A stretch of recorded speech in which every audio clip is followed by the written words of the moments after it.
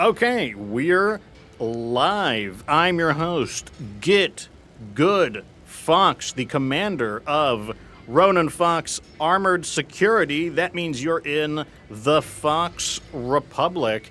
Today is Thanksgiving, or at least I'm pretty sure it's Thanksgiving. I'm not very good with holidays, but I assume that today is Thanksgiving.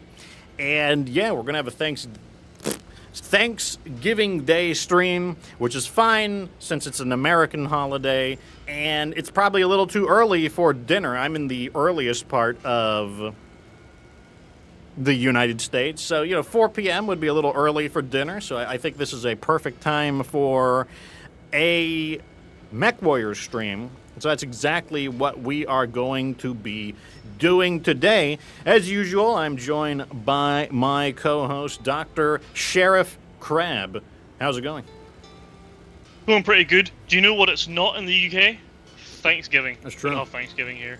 But, do you know what? I think it's a nice holiday. I think it's always good to take a step back and think about all the good things in your life. And then immediately on Friday, you have Black Friday, a day where people trample over each other on the way to like Walmart or Target to get the best deals. Yeah, honestly, I think it really is the polar disparity that, the US thrives on. One day sense and the next day chaos. I feel like that epitomizes your country quite well. It's like it's like the tonal whiplash is incredible because like that. I mean, okay, I don't have cable TV, so I don't know what ordinary people do anymore. But when my father was alive, I did have cable TV, and you'd always hear stories of people like beating each other's asses to like get their hands on like the crazy deals on Black Friday. So you have the tonal whiplash of Thursday. So the whole concept of Thanksgiving is being grateful for what you have, because it could be worse. You're supposed to come together as a family and like think about things that are good right now. Maybe it's not optimal, but it could be worse. Then just immediately the day after, you've got Black Friday, where they have like the crazy deals and whatnot. And yeah, like there are stories of people, like some people actually die on Black Friday because there are stories of somebody who fell down in a line, because what people do is they pile up on the stores and they camp outside, and the moment the stores open, people just start like forcibly like going inside, and there have been people who have been knocked over, and then an army, like a river of people trying to push into the store trampled over them to the death. Damn. That's kind of like not very sensible. We don't really do Black Friday in the UK, just like same level that you do. We kind of just like have like online deals and the odd shop does things, but there's none of this like lining out like 50% televisions and then having like a riot to see who can buy it first. I don't think people in the UK are that like arsed, to be honest. No, we're really crazy about it here in the United States. Like it's He's invented it. It's kind of I mean, they're basically. Right? I mean, like maybe they're just fans of BattleTech. They're like trying to duke it out over like the spare scraps that are available. They're like whipping each other's ass. Like it's like basically like we have a term for it now. We call it mutual combat. Maybe that's what people are engaging in to get those deals. Let's see what's going on in chat real fast. Teddy Bear says, howdy, folks. El Chajol says, hello. Supreme Bioshock, pretty sure that's Dara, says, happy Thanksgiving, Fox, Sheriff, and company. Can't stay long, has to eat himself. Well, thank you for stopping by, Dara. Onique says, I will always remember the violent mobs that showed up for Tickle Me Elmo. I don't really remember Tickle Me Elmo. That was like a bit ago. But like I have heard stories about Tickle Me Elmo, and people tell me that Labubu in some ways is the return of Tickle Me Elmo. But I have heard the legends of Tickle Me Elmo. Teddy Bear says, all I'm saying is that I'd throw hands for a few select things. I mean, yeah, just getting into the Black Friday spirit. Moonraven, yeah, 50% off after they jacked up the prices. So it's all in your head is what he's saying. El Chajol says, I recently beat, what does SOK stand for? Shadow of Kerensky campaign, and the Atlas II carried me through those missions. It's tanky pain train that gave a Inferno SRM-6 and later fitted with the Clan LBX-22. We have to use the Atlas II more, but it did get voted for in this one, so it should be good. Well, let's go ahead and get started. Today is Thanksgiving, and we are going to continue where we left off. I guess I'll show you guys once again, so everyone's on the same page, what the mechs that were voted for were. So these are the mechs that were voted for: the Firestarter Spider, Urban Mech, Centurion Trebuchet, Enforcer Cicada, Vindicator Orion, Black Knight Champion, Catapult, Bullshark Stalker, Awesome, Battlemaster, and Atlas 2. We have to get all the variants for those mechs before we can say the playthrough is completed. I am in the process of phasing out our non-voted mechs. So, for example, the Panther has been moved aside. I'm still going to continue using the Jenner a bit longer because, we need like a more, we need a few more mechs to keep the Lances running. But probably when we get another Firestarter, the Jenner is going to go as well. This season gets a green stripe. For, I guess, Season 3, I let the Sheriff choose the color. So green to this season is gonna be green. So you get the Fox colors plus a stripe of green. What we're going to do is we just need more money. Like, right now, we're kind of in the phase where we need to... We just need more. We don't have battle-ready lances. We have one battle-ready lance, 3 Firestarters in the Jenner, but the thing is the Jenner can't really even technically be part of the team. We're just temporarily using it. Then we've got this kind of like, I don't know, it's a lance. These guys are here to, like, the AI can use them to try to reduce usage of other mechs, but we really only have one combat-capable lance, so we need more. And that means we need more money. Our first mission today is, I have decided that we will try to utilize the Independents. We're going to try to use the Independents in order to fight more factions, because the Independents are all across the inner sphere. So by being friends with the Independents, we will be able to engage enemies more easily. Like right now, we have Independents versus Steiner. So that's exactly what we are going to do. Someone asked last stream, why don't I just use a mod to get all the mechs? I will. If I'm really having trouble getting a particular mech, I will do that. But the thing is, I'm not necessarily trying to go any faster than normal because, there's still plenty of content to explore in MechWarrior 5. And, I'm not trying to go out of my way to run out of content in it, so... Yeah, we're just going to do it. I suppose as well, like, the difficulty of finding the mech is also sort of relevant for our review of the mechs as well. Yeah, if a mech is just an absolute pain in the ass, like, that's a good point. This is a single type of mission. I'm going to use a mech I haven't used. So according to my show notes, I have not used the 5K Spider, and I haven't used the 5D. So I'm going to go and use the 5K. What is this? This one has a pair of machine guns and a flamer, which is, I guess it's kind of like it's basically, is that worse than is that the same as a Locust? Like, isn't the Locust the same equipment? Yes. Sure. We're in I can't remember. Cold environment. Yeah, we'll be fine. I'm gonna use this.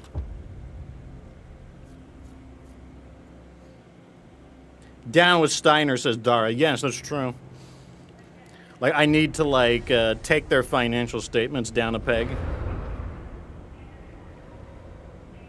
Inferno SRMs are absolutely getting shit done. Even just running one can shut down a lot of mechs. I am looking forward to using Infernos. I can go up to this thing. I gotta turn on my... audio. I was recording stuff for the King Crab, so I usually turn the voices off. There's a Lucas 1E. And a Vulcan. Do we need Vulcans? I can't remember. I don't think Vulcans are on the list. God damn it. Chat, what are you guys doing? We want Vulcans. Yeah, no Vulcans, unfortunately. I'm just gonna lay into chat. It's because people don't like the Vulcan. Why? It's a good mech. It's a like, weird looking mech, but it's good. Yeah, it's got that weird spindly scarecrow appearance. I'm gonna fight this Vulcan. I don't know how it's gonna go, but I'm gonna do it. Actually, I lied. I'm gonna fight this. Go for the softest target so I can actually do something with my damage. Did he just run by and punch him?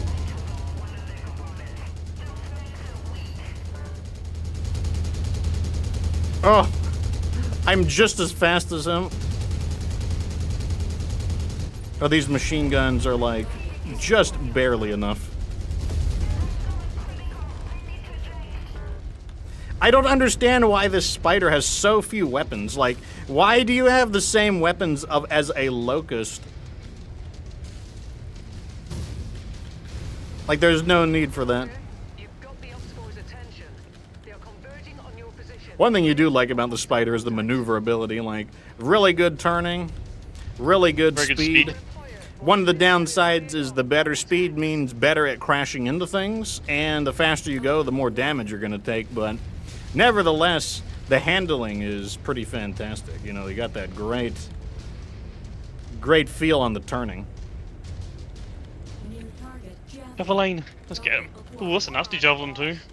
Is it the SRMs? Yeah. I'm going to squish this LRM carrier real fast, because I don't want to get blasted by SRMs. It's a pity this is a cold environment. I could have maybe switched it. Oh no, wait, I'm not. I've got lasers. I haven't got flamers. What am I on about? I can't just turn it. I gotta overheat anyone.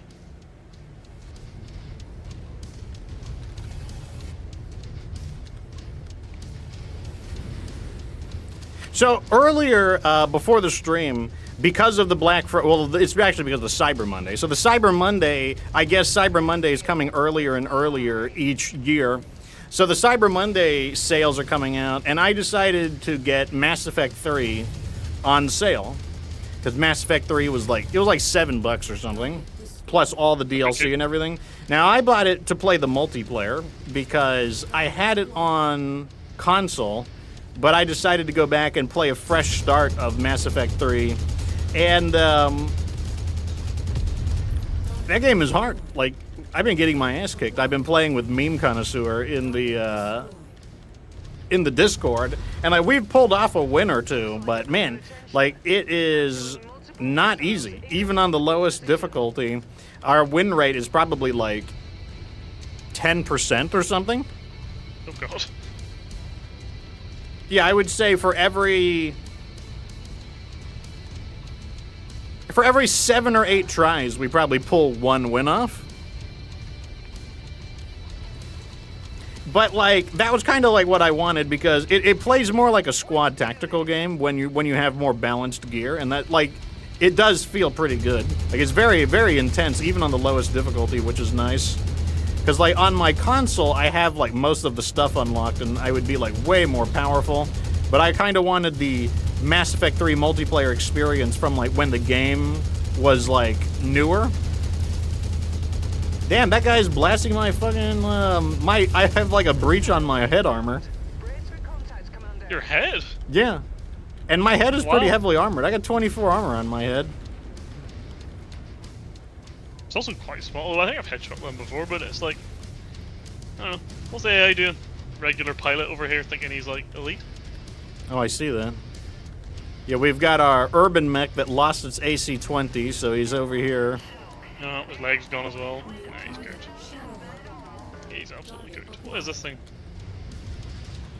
All right, I'm gonna put him on the Shadow That's Hawk. kind of nasty. It's a about to say a little bigger than normal. A little beefy. Little beefy.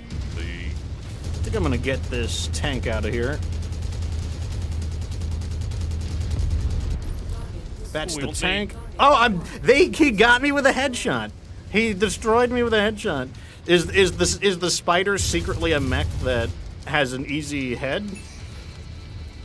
I've definitely headshot them a few times before. Is the spider like a mech that can be shot in the head more easily than others, I wonder? I mean, because it was a headshot, it won't be expensive to replace, which is the good news, but how unusual. Hey. Thank you. I wouldn't have thought of the spider as an easy mech to get a headshot on. Were you able to change to someone else? Yeah. I'm controlling the 5D now. Because I needed to use some of these other models.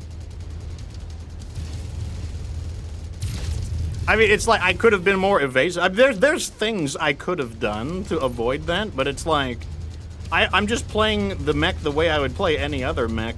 So that does give me kind of a screen of reference. Like we'll have to see if that was a freak accident or not, or if it happens more frequently.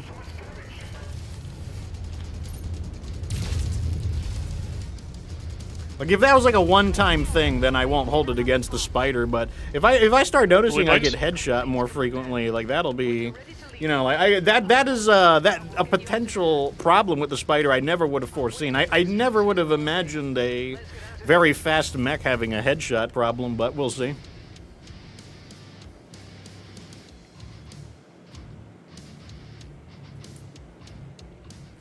Jorg says, I wish the devs in MechWarrior would release a DLC just to get the pre-order cosmetics that I can't get. I can't even remember what those are. We need that locust, but we can't afford it. I'm just gonna go down the list, I think. No need to be particular about this stuff.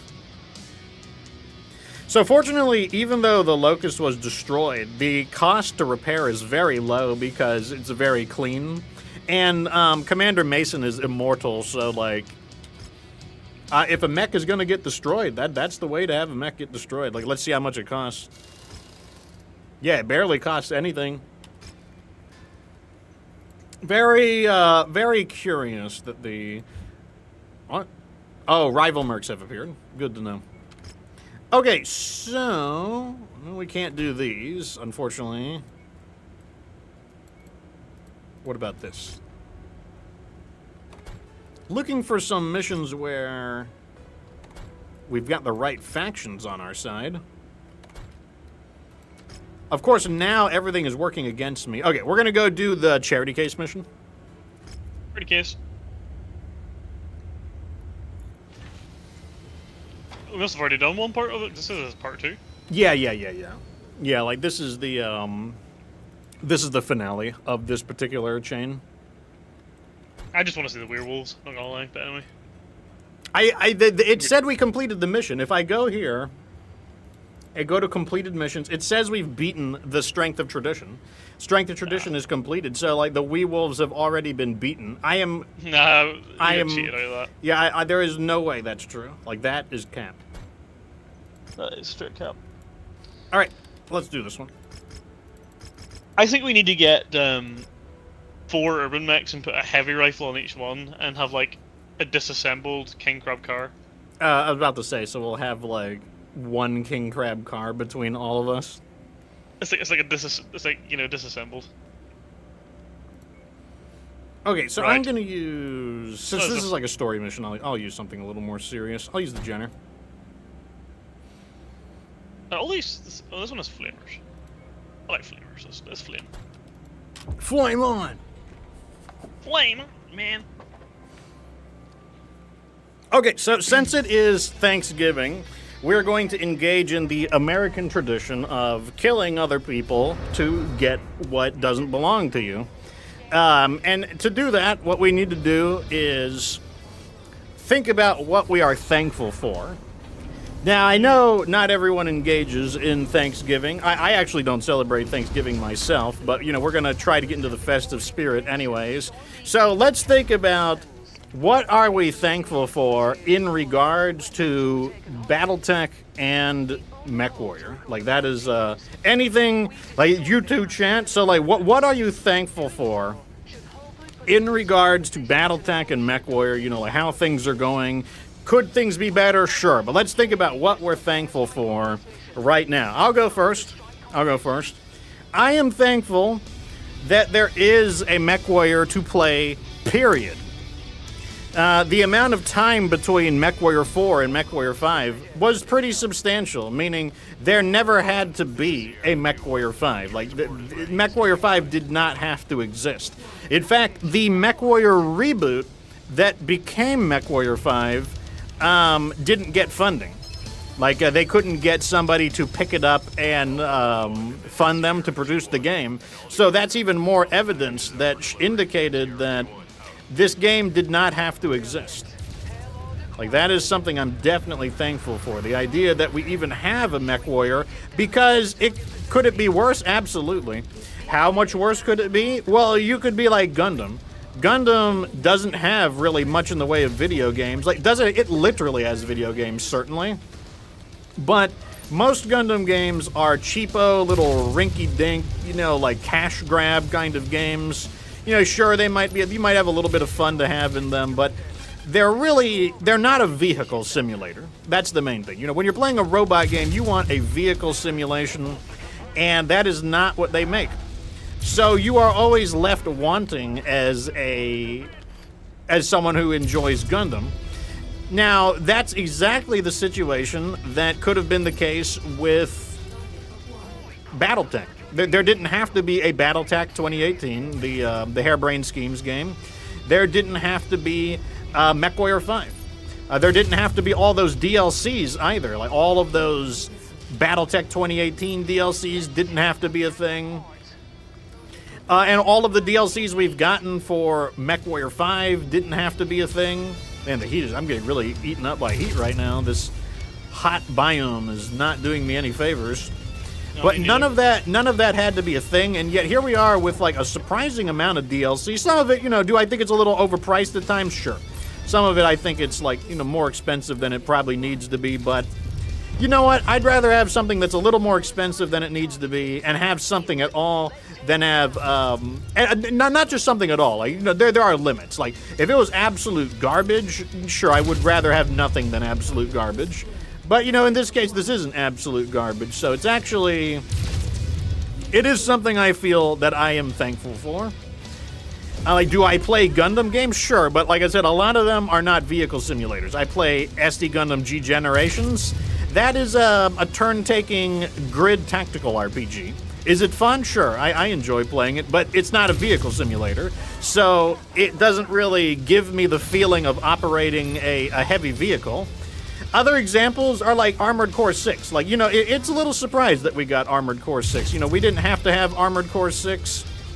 So I'm thankful for that as something that's non-BattleTech related. But the point is that giant robot games have really been kind of an endangered species overall. And, you know, it could have been a lot worse. So I'm definitely thankful that we have such games. Oh, we need to get out of here, don't we? I'm over here, like, just fighting people when I can just leave. That's what I think, though. Let me see what the chat has to say. Defiant MechWarrior says that he's thankful for PPC and double heat sinks. That's true. If we didn't have double heat sinks, the PPC would be even harder to use than it already is. No Limitation says he's thankful that MechWarrior 5 was a financial success and that we'll most likely see more MechWarrior. Yeah, indeed. We're getting clans. We're getting Tukiyid. So, like, you know, they're not doing too bad. I was a little worried at first, but I'm not as worried about it. The main reason I'm worried is because Piranha is not very talkative. Like, they're not very forthcoming about what their plans are, so you're always kind of left in the dark. Onique says he's thankful that MechWarrior 5 DLCs are selling well enough and are continuing to support for both games. Yeah, I agree. Like, it's nice that, like, we're getting more stuff as well. York says, I'm thankful that I got into MechWarrior 5 Mercs because the gameplay and the ease of understanding got me into playing the tabletop. Okay, so that was interesting. It was basically the into. That's actually not too surprising. I feel like MechWarrior is probably the most accessible of them. I'm going to give just shy of 400,000 C-bills for that pickup. Damn, these faction conflicts are awful. Like, it's either everything versus the Combine or everything versus the Independents. Like, it's just the worst combination of things.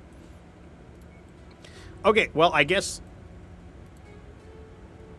We got anything here?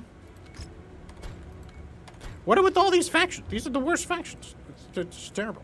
Let's go back over here.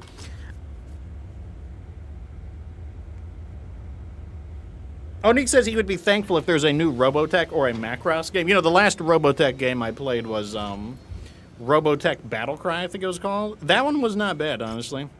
Like, it actually felt like... It felt pretty good. Oh, this looks like a terrible idea.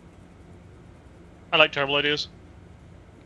Before we engage in a terrible idea, let's see if we can mitigate how terrible of an idea this is by picking up at least one other mech that looks like a combat-capable mech. But lastly, Sheriff, like, is there anything that you are thankful for in regards to BattleTech or MechWarrior 5 at large? I would say there's three things that I can think off the top of my head. First one is the clans. I'm really thankful for them. They epitomise everything I hate about humanity. And I'm really thankful that I get an opportunity to kill them. Actually, it's quite entertaining. It releases a lot of stress and makes me a very happy person. I'd say the second thing is, and I'm going to shit on the clans a little bit more here, to be honest with you, I'm thankful for procedural generation, for giving me 1,000 hours in this game. Do you know what? Long live procedural generation. And your, custom-made missions, they can suck my ass, to be honest. And the final thing I'm thankful for is you, Fox, to be honest with you, for getting me introduced to this game. I mean, I would never have discovered BattleTech or MechWarrior 5 without your persuasion. So I'm very thankful for you for that regard, to be honest, because it's been a hell of a ride, and it's kind of fused our relationship as well in some regards. Yeah, I would definitely agree with that. I mean, I think the first game we played together was Halo Infinite. Yeah, oh my god. And we definitely had some interesting... That was character building. Yeah, we had some interesting struggles in that game. I think we still did good. I think we played well. I think we did good, but nevertheless, we had some interesting struggles in Halo Infinite. But I'm much happier playing MechWarrior 5 than I am playing Halo Infinite. Not that I would go back and change anything. I thought it was it's funny memories to look back upon. It is funny memories. I'll never forget those daily missions trying to get pistol kills and stuff like that. Those were the days. Those were the days. Yeah, like trying to bring a pistol to the rocket launcher battle because you got to complete that stupid pistol challenge. That's just peak design. Great job, Microsoft. Great job, causing people to basically throw games because they're trying to get their challenges done instead of win. But yeah, it's a huge honor to bring people into MechWarrior. I'm never quite sure. MechWarrior is a rather specific flavor of a game, so I'm never entirely sure whether people are going to like it or not. All I can do is kind of be like, hey, take a look at this, answer a few questions, and then it's really up to them if they're going to like it or not. I don't force MechWarrior onto people because it's just such a very specific game. If anyone asks, what does MechWarrior play like, I don't have anything to compare it to. World of Tanks might be the closest comparison, and as a result, I'm pretty hands-off about it, and I will not recommend MechWarrior to people if I genuinely don't think that it's the kind of game for them. But yeah, it's a huge honor to bring you the BattleTech and the MechWarrior experience. So it's I would pour out one for that if my whiskey was nearby. Because that sounded like it was toast-worthy, but, instead we'll toast with this ×4 mission that we probably shouldn't do. So, we've got a ×4 mission here. First, it will be an infiltration. That's a free one, so it's really more of a ×3 mission. Then there will be a raid, a beachhead, and a battlefield. Difficulty is 20, tonnage 175. So, this actually could be really big. So, this is how we're going to make the big money, or it could go terribly. One of the two. So because the first one is a, what do you call it, beachhead, not beachhead, it's a infiltration, I am going to negotiate for infiltration. By that I mean, and this is once again, I'm going to assume we've got some new people watching as well. The salvage and the damage coverage will carry over from mission to mission. So I am going to build up my salvage to use it in a future mission, and I'm going to build up a bit of damage coverage. We might not even need all that much, 700,000 might even be enough. And then I will carry that over to the other missions. And because it's an infiltration, I'm just going to go ahead and use a spider. We don't need to use all this extra stuff. We can definitely use this. Also, I'm supposed to be checking for melee weapons. Let me go ahead and see if they're selling anything. They're not selling anything. I love melee. I really do. I guess I'll use this. Something I haven't looked at is, the mechs that we've got and how potentially good they'll be with melee, the ones that we've sort of had voted for us. Yeah, Oh, Battlemaster's a nice one. We got him, didn't we? Yeah. We probably have a the few. Black Knight. There's a few that have like unexpected melee variants as well. The Black Knight's a really good one. I've used it a few times. Oh, I forgot all about the. Yeah, we finally getting to the Black Knight. It's one of my favorites actually. But you need to get some lost tech for that thing, or it's a bit of a pain in the ass. So Defiant says, "I'm thankful for a dedicated community that seems to be growing, so we can share our hobby more." Yeah, I do feel like we are in the process of reconstituting the robot situation. Like, you know, not only that, we're seeing other robot games appear. You know, like there's seems to be like increasing interest. Like, I think we suffered from like robot burnout. Really, probably at the height of the Xbox, because like that's kind of like the height of like the robot trend. And then it just crashed, like just an absolute crash of interest in the robot brand. Moonraven says, "For me, it all started with MechWarrior 2 back in the day with a Voodoo graphics card." I don't even think I've heard of that brand before. No, me neither. Don't think I have either. El Chajol says, "I'm glad the Bullshark got added to MechWarrior 5 because it was his favorite mech in the Harebrained Schemes." Yeah, if you don't know, the Bullshark's is like not a completely canon mech. I mean, it could get canonized. I don't think there's anything implausible about it, but it's not a mech that was like originally added into the game. I thought it was never going to get anywhere outside of the BattleTech 2018, so like that was kind of interesting as well. I'm about to squish this turret, aren't I? There's so many things here. As you know, or as you may not know, running objects over is a way to destroy them without being detected. Oh, that was me. I'll silence him.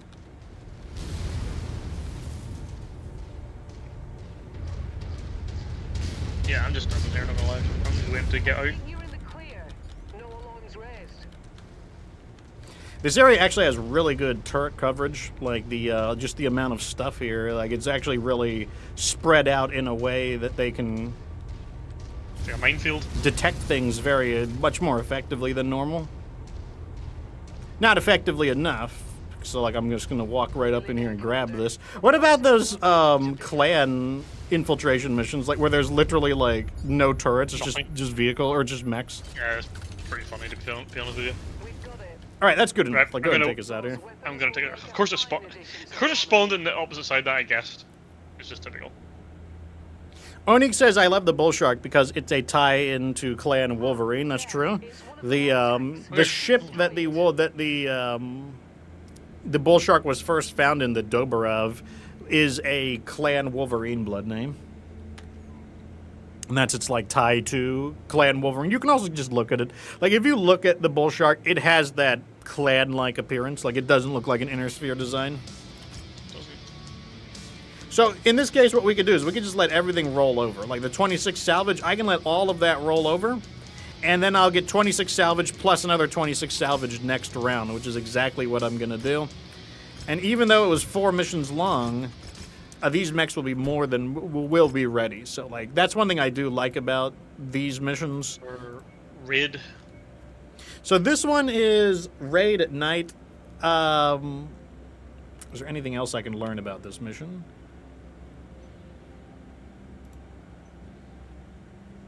I guess I'll take an airstrike. I mean, why not? Because like we're maxed out on everything else. Payment is 2.5 million. I don't know if that's high enough for mercenaries to attack. If they do, it doesn't matter. We can like handle the low-level mercenaries are not a problem.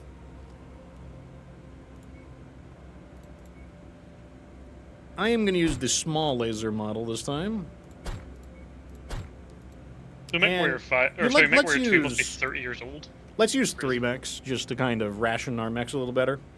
Sure. Moonraven says the first Voodoo graphics card came out in 1996 from 3DFX Interactive and was considered the first proper 3D GPU for commercial use. So if it was the first proper GPU for 3D use, that implies that there were improper GPUs for 3D use.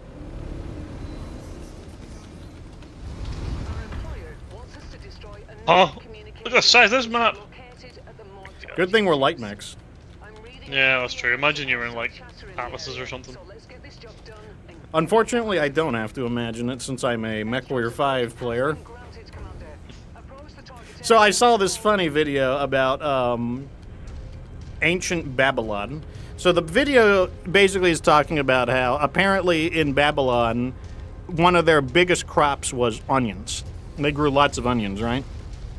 Now, Right. because they grew a lot of onions, that's how they would pay people. Because like they didn't like do currency the same way we do. So you would get paid in onions. And you might be like, what the hell am I going to do with onions? Obviously, you could eat some of them. But the onions became like paper currency. Like you could go to other stores and trade your onions for other things that you needed.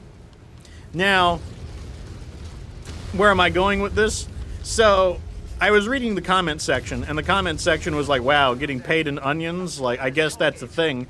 But one guy was like, imagine if you were like some guy in like some ancient Sumerian guy, and for going above and beyond the Call of Duty, like doing a really good job at work, you get paid in like exotic shallots as bonus payment. And a guy responded, I don't have to imagine that. I live in the United States. And I was like, damn.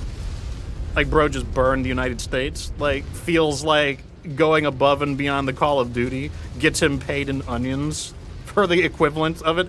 I remember that at my last job where they were like, hey, Fox, you've been doing such a good job. It's time that you've been considered for a raise. And I'm like, oh, really? Yeah, it's going to be 50 cents. I'm like, oh. Oh, we need one of these. I was Yeah, like, 50 cent raise, that's very 50 cents. I'm like, what if I don't accept the raise? Like, why wouldn't you accept it? I mean, like, I make more money off of YouTube. Like, I just don't care. And like, okay, I'm just gonna like sign it for you. Is that okay? And like, so she signed it for me because I was just like, I was so like flabbergasted that because like they were like trying to sell it to me like I should be really okay. Technically, 50 cents is 50 cents.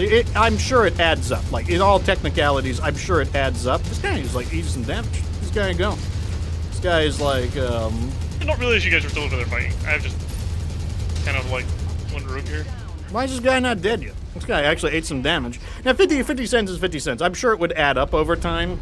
But that's when I was beginning to go, like, I was getting more serious into YouTube. And I was basically like, I'm like, gee, thanks. Thanks a lot there.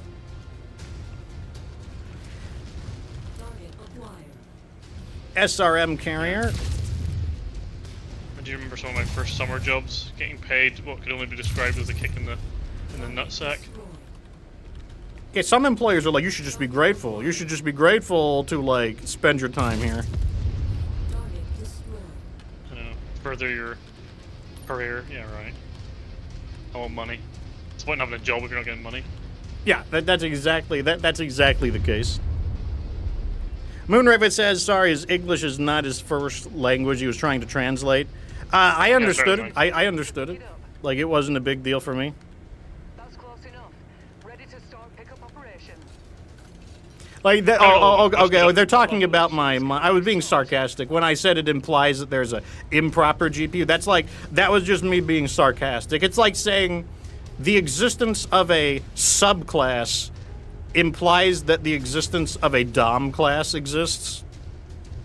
Like, that was just me being, like, a pain in the ass. You would never.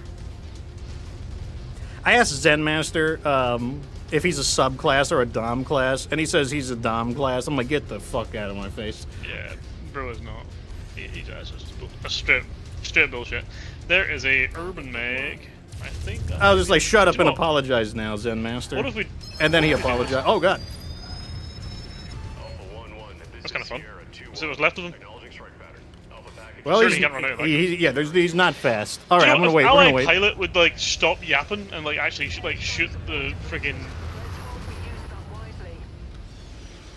He didn't get hit by a single one. How? I mean that's right on top of him. Damn. This is whipping my ass. Oh, we've got a Centurion behind us. Yeah, I need to get him off of me. He like zapped the piss out of me.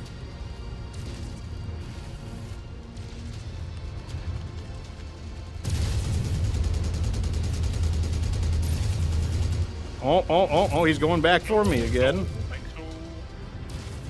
I got a nasty torso breach, left torso, so I'm going to do some hit and run tactics. Yeah, I'm gonna do the same thing, I think. I'm surprised that I'm surprised that stupid blackjack did as much damage as it did. Oh, he's going for me again. You won't get me. He is still getting me. How are you? Add one to my score. Okay. Is he dead? Destroyed. Yeah, down he goes. Yeah, that thing was completely unaffected. I'm not really, unless I hit the building or something. We got a dropship coming in. I'm just gonna squish quick. these targets and then get out of here. Yeah, I think we need to sort of think about getting out of here. I think we've killed 2 Centurions. Those are 2 of our target mechs. Let's leave. Well, that's unfortunate. I'm just gonna tickle this tower. Get it out of here. I'm gonna go tickle the other tower. Target neutralized. All This guy got my arm. buildings have been All right, destroyed. I'm out of here. I'm gonna head towards the extraction point. Back now. Head to the mortar location. It's on my left side, so if I keep my right side to him, like, I should be okay. Emphasis on should. I'm surprised these guys are putting up as much of a fight as they are. There's a lot of enemies here. Well, I'm about to cross into the objective. All right, we're good to go. Commander. I kind of got beat out a little bit there. Oh, these mechs will be ready for the end mission, but I guess it doesn't matter. I mean, I keep forgetting that we're in the beginning of the game. Like, I was like, oh, a Centurion, that's not that big a deal. Oh, a Blackjack, that's not that big a deal. Let's take 2 of these. Like, we'll just salvage these and sell them off.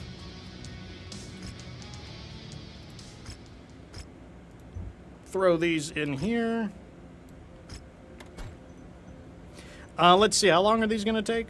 Most of them are not too bad. Okay, so the next mission is... Oh, how do I go back? Take a look? Beachhead. Okay, view contract. There we go. So yeah, this one is a beachhead.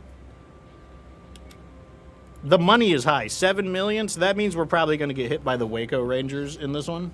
Yeah, I like the Waco Rangers. Let's get them. All right, this is our chance to use probably some of our... What's the... I don't know what the third... What is the third one in the series? Oh, it doesn't tell me now. Do I want to use the Jenner here? I'm just going to use the Firestarter, I think. If I want to save one more... I want to have one good mech in the last mission, so I'll use the Jenner here. Not that the Jenner I can use the isn't a Jenner good if you mech. use Firestarter. No, I'm going to use the Jenner. We got to stretch our mechs out because, like, this is like mission 3. We got one more after this. We got this. Easy peasy. We are the vanguard for an imminent invasion of the air. Ganondorf says, "Happy Thanksgiving. How is everyone doing?" I am not doing too bad. And capture the enemy fortification. We Chat- got this chat is knows a how professional we are. quadruple mission very early in the game. Not a great idea, but you know, I don't know, who cares. I'm all about not great ideas.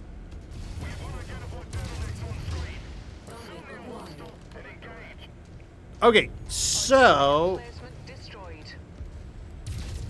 just need to get our once we get our reinforcements in, I think this will be fine. 4 AC2 turret, what the hell? I just saw that. I'm like, oh, The tanks were packing some heat. Scratch that one. Right, let's get our asses over to this wall. Maybe see if we can avoid this mission. This- Sure. Let's hug the far east side. Yeah, I think so. No, small laser. Alpha 1-1, this is Sierra 2-1. Strike support is ready and standing by. Over. Strike support. Probably the Oh, the airstrike. Scorpion. Scorpions are so nasty against light mechs. Do you know that? They have really good aim. Like he just hit me, for example. What the heck was that?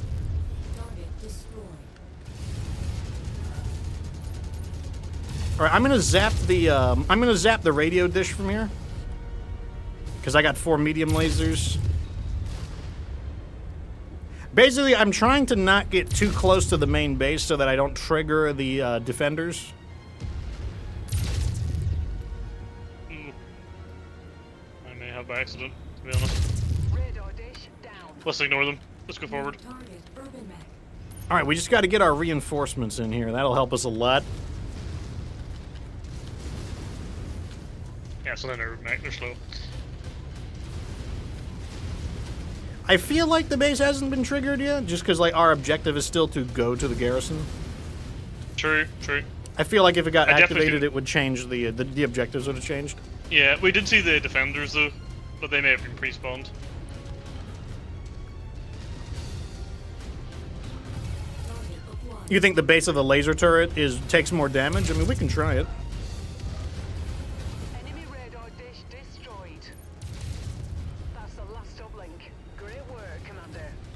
Target destroyed. Friendly reinforcements should be arriving shortly.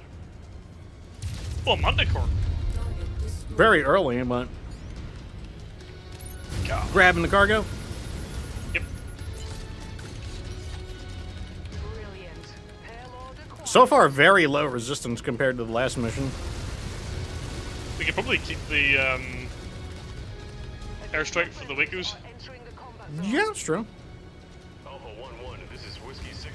Thanks for clearing out that AA installation. Any more, Use a little backup. We're on our way in. Stand by 2 mics. Whiskey 6-1. any more out. artillery over here, maybe? I think there is artillery in the background. Well, we're light mechs. This is like if there was a time to scout, this is the time to do it. Oh, you found them. Look at that. A sniffer dog. I'm going Partisan? for the partisan. Yeah, I'll go for the turrets. The artilleries. I mean, there could be more, of course, but Right glue.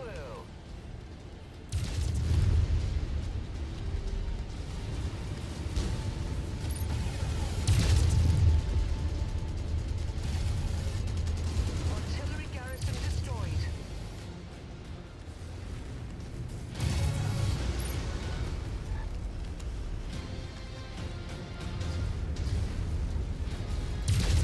He's like threw like a debris at me.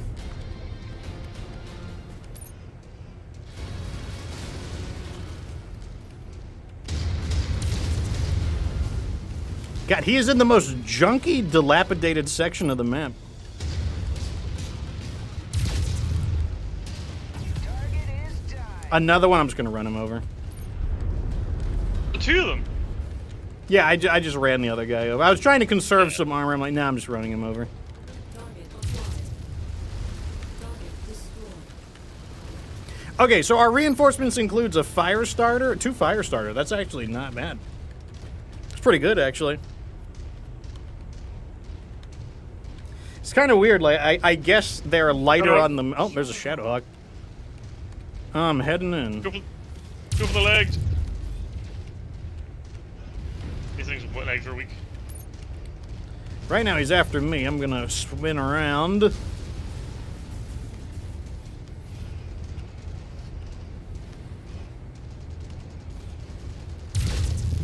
Got his leg. These guys skip leg day. Now he's got no leg day. It's really sad when you play a game long enough to know like the weaknesses of the random mechs. It is funny, like, I mean, because I would never recommend people memorize the mechs, because like, I feel like that's like a waste of brain power. But if you are one of the people who are going to be playing the game for like a very long time, then yeah, it actually could be worth it to learn some of the quirks of mechs. I definitely didn't intentionally learn it, to be honest. It's just like par for the course when you've played 1,000 hours, I guess. Like, some mechs I know where they store their ammo, so like I'm able to like, Yes. you know, I can target with their ammo banks and whatnot, just because like I just happen to know, like the Hunchback, for example, I just happen to know that the Hunchback stores its ammo in the opposite side torso to its gun.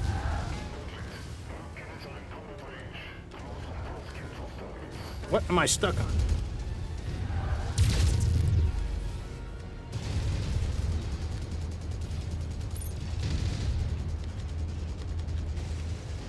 Target acquired. Target destroyed. Oh god. Okay, thankfully that was just our bonus ally, because I just zapped the shit out of him. No, you're not punching out of shit. You're dead. I'm going to destroy this. Move in. Join in. Stay nearby and keep enemy units out of the area while our ground troops. I think there's a mod that people install that stops those orbital cannons from shooting, but I've never installed it because it is part of the game. And if I want them destroyed, I'll just like shoot them. You've got It's also kind of entertaining destroying them, to be honest. recapturing the base. New target. The fact that there's a mod to remove it like does tell me that like it annoys people. Target acquired. Speaking of mods, I wasn't able to install any mods from Epic Game Store. Like, Epic Game Store is so much worse than Steam. Like, I never have to fuck with Steam to do shit that I want. Like, I never have to, like Epic Game Store, oh, you need to clean your cache. Like, you know, sign out and sign back in debug mode. Or, you know, go to your Epic Game Files and clear the App Store's cache. I'm like, I'd never have to do this with Steam.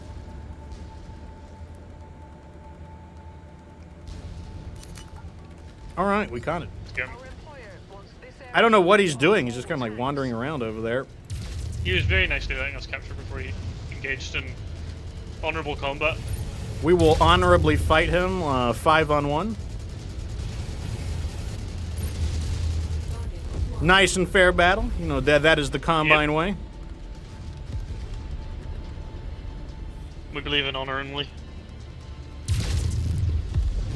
Target destroyed. All right, now we just got to deal with the reinforcements. And then we still have one more fire starter for the next mission. And our other fire starter might repair. And even if it doesn't, I might just cancel the repairs on it. Because if it only has like a day or two left, that means it's basically in good condition. Where are the Wakos at? I bet they're going to be the last wave. Target acquired. No, they normally land at the same time as those guys. Commander, Yep. an unknown drop One. ship is approaching the area. Oh, they got a Centurion this time. Look out. Incoming missile. All units, engage hostile mercenary company. Weapons free. Target acquired. All right, I'm backing out of the blast. That's the last of our Oh, he air did support. absolutely nothing. They're heading home. The artillery is so ass. I hit him, I hit him. Yeah. I mean, it didn't do much, but it hit him. Tracking your target. I'm on the Centurion. We really need a Centurion. I'm gonna knock his gun offline. Oh, I just lost it. Oh, what? Acquired. Coming in with I am on the Commando now. Incoming missile.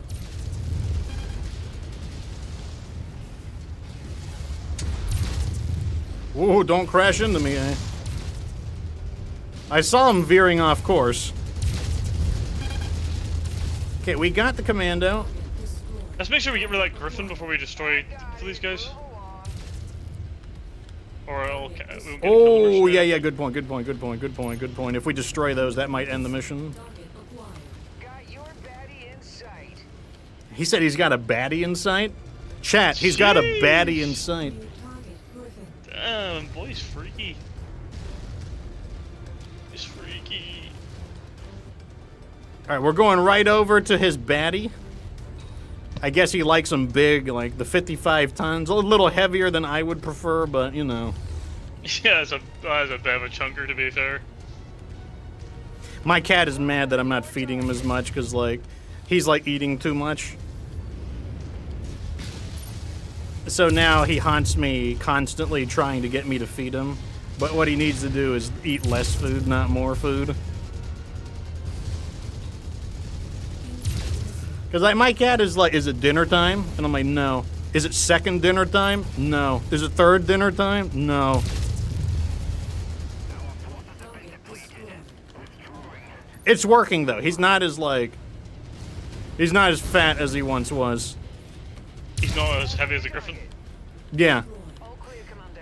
Their defenses are It's because it's Eve's fault. Eve came over and visited me, and she gave him the nickname Chunko Puff, and I'm like, I cannot live in a world where you call my cat Chunko Puff. So I decided that he has to go on a diet. He has to unchunk. He's sad about it. He's He's just- not happy about it. Like, And he's used to eating like copious amounts of calories. He's probably not going to be very happy being on a diet. but it's gonna happen. Like, there's no way. Like, some chick is gonna visit me and like call my cat Chunko Puff. We need a Centurion, right? We do, yeah. Man, your cat got fat shamed. Also, before you go anywhere, the next mission is a war zone, so we can probably grind out some mechs in it. That is true. I kind of want that Shadowhawk just to sell it. Yeah, it's, they're in, good- worth it's it. in good condition. Oh, okay. We activated the bounty hunter because we, knocked out a mercenary. You guys are gonna go in here. Good. We planned it out perfectly. We've got 2 fire starters for the last mission. I don't think we need the. Let me see. Yeah, we're not doing Shadowhawk. Oh, Shadowhawk was last season, so. I'll sell him later. I'll sell him later. Now we can use all of our pilots. So, I'm gonna use Flamer this time. I used lasers last time. I like both. Okay, let's see if there's anything we need to know about this mission. Oh, you're stealing my money, dog. Doesn't look like it. That's crazy. Go away. This was a really good mission. I mean, we got the money for the mercenaries. We did the multi-op, and now we can dump our salvage out. We got like all of the, all of our damage should be covered by the insurance. Nice. My dog just tried to steal like £20 off me. He wants to go out and buy something. He's I don't know, like, it must be some bones or something. Instead of just sitting on the side of my bench, he just wanted to like try to grab it with his mouth. That's crazy. he's like, why aren't you thankful for like buying me things? No, go away, you thief. This mission could have gone a lot worse, let me tell you. Like, doing a ×4 multi-operation is not necessarily a good idea, but we're making it work. I would never advise a new MechWarrior to do what we're doing here. Like, this is a very... this is a higher... Not the highest risk, but a higher risk maneuver. Pays off big if you pull it off.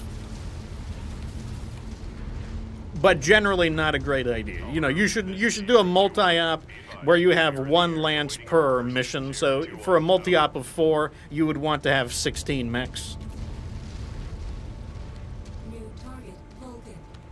Target acquired. All right, Vulcan and I'm falling back. He ran away. He's clever. Or even 12 mechs would probably be okay, because like maybe the first wave of mechs would repair. But yeah, like typically you'd want 1 lance per mission just to be completely safe. He's like shooting me. Sierra 2-1 out. Also, you see the guy with yap less? The artillery is so much better. Like, that thing ran out of that in the time that it took him to stop yapping. Like that thing had no chance of like, these guys are way too squirrely. No shot.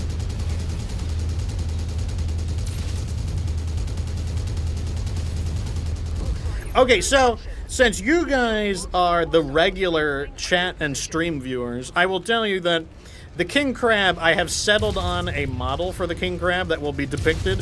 This King Crab was up against, I want to say 7 competing models. Like, so there were a lot of models for this one.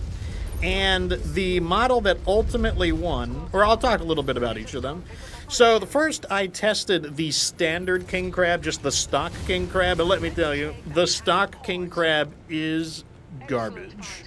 It does not do any damage at all. It overheats constantly. It was bad.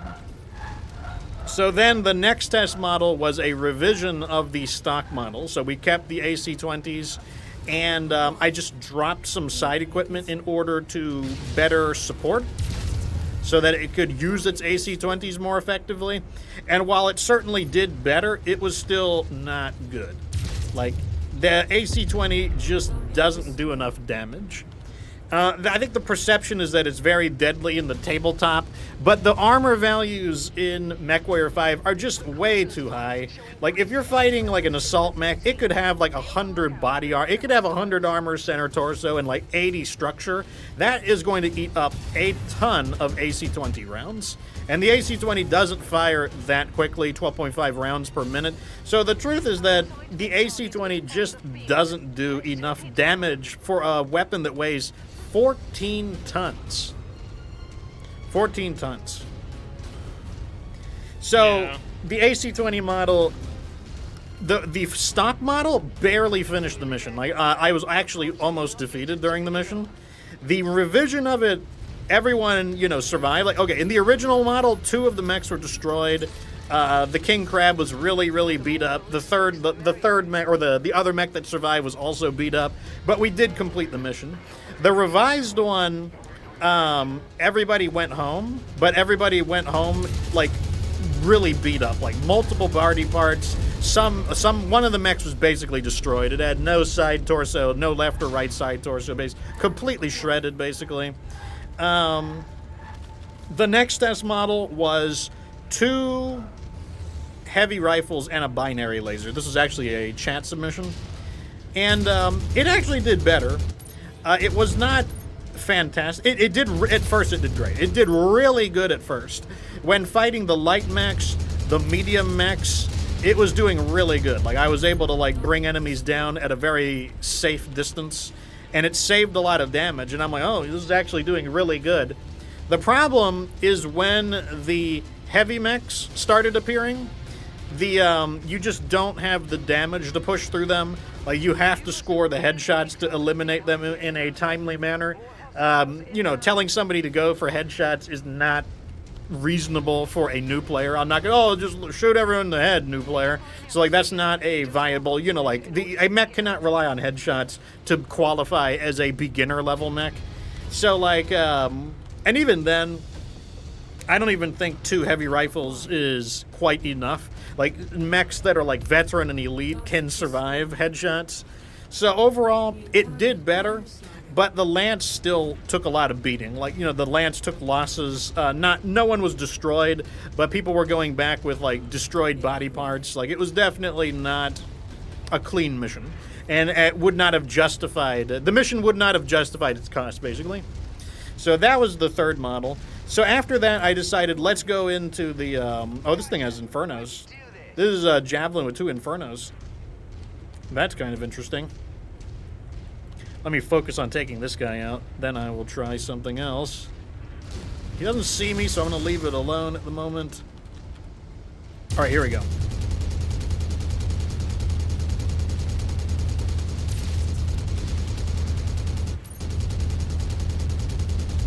Let's see if I notice the heat from his Infernos hitting me. Unless he's just going to constantly run away. That's also an option. He missed.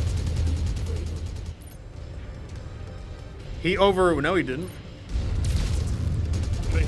Okay, he's down, he's down, he's down. I did not get to experience what the receiving end of the Infernos felt like, unfortunately.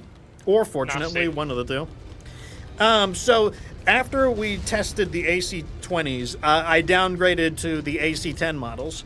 So the AC-10 single fire was not good, and that's because the projectile speed on the AC-10 made it really, really, it was really hard to hit consistently. Like, I could hit the enemy mechs, but it was really hard to concentrate the damage. Like, the damage was all over the place. So even though the AC-10 clumps its damage into a single shell, it was really hard to constantly hit the center torso, or just in general, just really hard to focus the damage. And in the end, it just didn't have the damage. It still had a lot of heat issues, and the AC-10 model also didn't do very good. Then came the AC-10. We could. How's your condition? Not great. You could do it yourself if you wanted. So the yeah, let me see what they've got real fast. So after that, we did the AC-10 Burst Fire. Burst Fire actually did really good. I was actually surprised by it. It was 2 AC-10 Burst Fire, SRM-6, and a PPCX. The Burst Fire basically increases your confidence firing the weapon. Like, because it fires a spray of bullets, you don't even care about concentrating the damage in the first place, because you're just like, whatever, just spray, shoot some bullets out. And because of that, you're just hitting more consistently, and it just like overwhelms the enemy with like just constant damage. And it actually did surprisingly well. Of all the lances deployed, it was the first lance that was capable of clearing the mission without any component losses. Like, everyone went home with like armor damage, yes, but nobody lost any body parts, and it was definitely a mission that you would consider like a profitable mission. And that actually surprised me. I was not expecting the AC-10 model to actually perform decently, but you know, that's why I test the models. Like, I thought. Additional bogies setting an intercept course. Okay, go ahead and take us out. We knocked them both out. Bishop. So, I did not try AC-10 rapid fire because I already know AC-10 rapid fire is like absolute garbage. So then we downgraded to the AC-5, and there were 3 tests done. First was the standard AC-5. This was done with an LRM-20, a pair of AC-5s, and an LBX AC, or an LBX, or not LBX, a PPCX. This one did really well. I expected, this is the one that I thought would do really well, and I was unsurprised that it did really well. What was so good about it is that the projectile speed is really nice, and the you know, it's a 950 meters per second. Like, here we can see right here, yeah, 950 meters per second projectile speed versus the 600 meters per second on the AC-10. You really notice it, which meant you could engage at a very long range. You could also concentrate the damage more effectively, especially when the mechs were moving in a straight line at you. Oh man, you could just really like pound them at a distance. I also noticed on the receiving end, the enemy was really focusing on me, which indicates that my damage output was very high. The let's go ahead and fall back to a place to recover at. So like the enemy started really focusing on me on the AC-5 build, and it did like really good. I'll talk about the other ones real fast after this. So ground vehicles, we get an extra 400,000 from the Cantina mission. Gets us to War Dog level 1. Commandos, kill 3 of them. 735,000 C-bills for 3 commandos. Mech Hunter, level 1. And the part of the reason we want to go here, we want to sell some stuff real fast, and then we also want to bring some stuff in. So the Jenner, as much as the Jenner has served us well, it is not one of the mechs you guys voted for, so it is going out. And what we're going to bring in, let me see, what do we got to bring in? The Centurion's coming in. Blackjack gets sold. 550,000. The Cicada is going in. The Commandos are not. This one sells for 420,000. This one sells for 420,000. Oh, not you. The Jenner sells for 1.2 million because its engine is intact. This Shadowhawk's engine is intact, so it sells for 1.8 million. And we're going to go ahead and bring this Firestarter in. So that, as I said, that mission paid out really, really good. Very. You know, like, we're up to basically 16 million C-bills. We picked up some mechs that we needed, so overall, like, that was a really big deal. Like, that was a big mission there. You know, you're definitely high risk, high reward. Let's go ahead and see if there's any. If you want to customize any of these mechs, go ahead. I'm going to go shopping real fast because we got money. Yeah, I'll do this. I'll do the Centurion. Let me see here. We got a Cicada 2A. We already have a 2A. We don't need more Cicadas. Let's go ahead and get a new mission.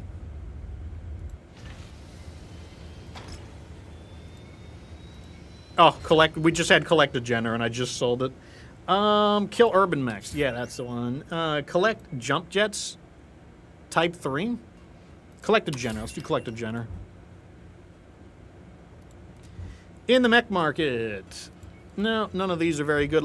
So someone keeps telling me that we need to look for pilots that give us profitable bonuses, and I agree. We should be doing that. Let me just grab some of these melee weapons. Melee weapons can be a little unusual to find. Plus, they're on the arms. Arms tend to get destroyed, so we always need more melee weapons. They're really cheap, too, so it's no big deal. You max out the armor on the Cicada 2A, and it's like Has like no there's space. no space. Very good. Because all it has is space for a fucking the engine. It's the engine or it's Piece of nothing. crap. Well, they just go like all flamers, and machine guns, no lasers. On this thing. No melee easy weapons. Do we need the dervish? Let me see. Did they vote for the dervish? Centurion, Trebuchet, Enforcer, Cicada, and Vindicator. Nope, they didn't vote for that. So we can't use that. Unfortunate. So is nobody selling MechWarriors? There's no MechWarriors for sale? Kind of disappointing. Okay, so what we're going to do now is let's go back to Stanzac and check the cantinas. We're going to like min-max our cantinas a little bit. Let's see. Jump jets, demolishers, and missile carriers. Those are really easy. Missile carriers, I think I will drop one for a missile carrier. Let's drop the Jenner because we're not fighting the Combine, so the odds of us getting a Jenner are lower. So we'll go ahead and pick up the missile carriers. Demolishers are pretty uncommon, so I'm not going to take that mission. Okay, it looks like you already customized him. Let me go ahead and... I'll change their paint job later. You're working on the Cicada, I take it? I mean, working on it's a bit of a stretch, but yeah. Once you're done, I will repaint them, and... Do you know what? It can just be for, what do you call it, missions? The, infiltration. We are just using it because it's like... It's just it's not even a thing. Damn, we can't find any good missions here. We need to reset these missions. The only way to do that is we need to fly a little further away and then turn back. Because we're not... I mean, maybe we're strong enough now to move into a higher level area. I kind of like this area, to be honest, but... Me too. Yeah, I think we should maybe do one more multi-up if we can get it. Okay, what I'm going to do is I'm just going to fly over here, and then I will fly back. Unfortunately, it'll burn some money from pointless traveling, but this should reset the missions, because like I got to get far enough away from the missions for them to repopulate. Yeah. It's no biggie. I think we lost like 2 million C-bills from that, but okay. So they've all repopulated. Let me see here. So right now we're getting the opposite of what I want. We're just getting like Steiner versus Independence, Steiner versus Independence. I'm trying to get Independence versus Steiner or Independence versus Periphery, Independence versus somebody else. So over here we got a Garrison Duty. This is Draconis Combined versus Lyran Commonwealth. We'll take it. Oh, new transmission. Crimson Crusade, that's for the, pretty sure that's for the Sidewinder.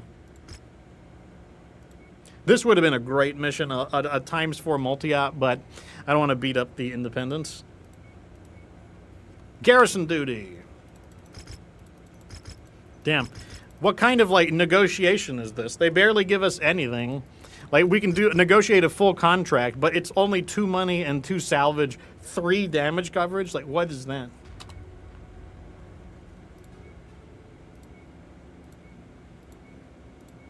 What am I going to use? You know what? I'm just going to use this right off the bat.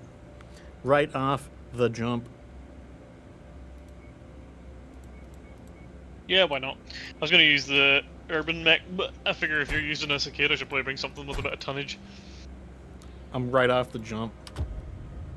You're crazy, Doug. Also, that thing is, like, really, really severely under-armored. Well, you know, it's the Cicada. What can you do? You just have to be under armored. Yeah, don't crash. Boom. I got 3 small lasers. I got this under control. Okay, so as I was saying, so the King Crab with the AC-5 single fire did quite good. It was quite good. Then I tested the AC-5 burst fire, and it also did good, but it didn't do as good. And the reason it didn't do as good is because it is a maximum difficulty mission, or max difficulty for Inner Sphere era, so a 100 difficulty mission. And the issue is that you are able to fight enemies at a longer distance. So what happened was the spread of the burst fire, I wasn't able to concentrate the damage as nicely. So like it just, I just had to shoot him a bit more. Now it still did good. It didn't have any problems. But you know what? Let me wait for you to get here. I just realized that I'm gonna try to screw with like a medium mech when we don't have any don't have like our full ability. I got like a damn 3 small lasers. And we'll begin the recovery. And one of the ways I could tell was that I ran out of ammo. Brilliant. So I ran out of ammo on the burst fire model, which meant I was shooting it more. But like all the mechs still went home. All the mechs still did fine. Then I tried one more model. The final test model was the AC5 Rapid Fire. Now, in order to make the AC5 Rapid Fire work, you have to go all in on it. So major sacrifices had to be made. So where the AC5 model was the twin AC5s, the LRM-20, and the oh, he's gonna shoot at me, really? I'm just tickling him with like a small laser, and he's like, "You are the threat."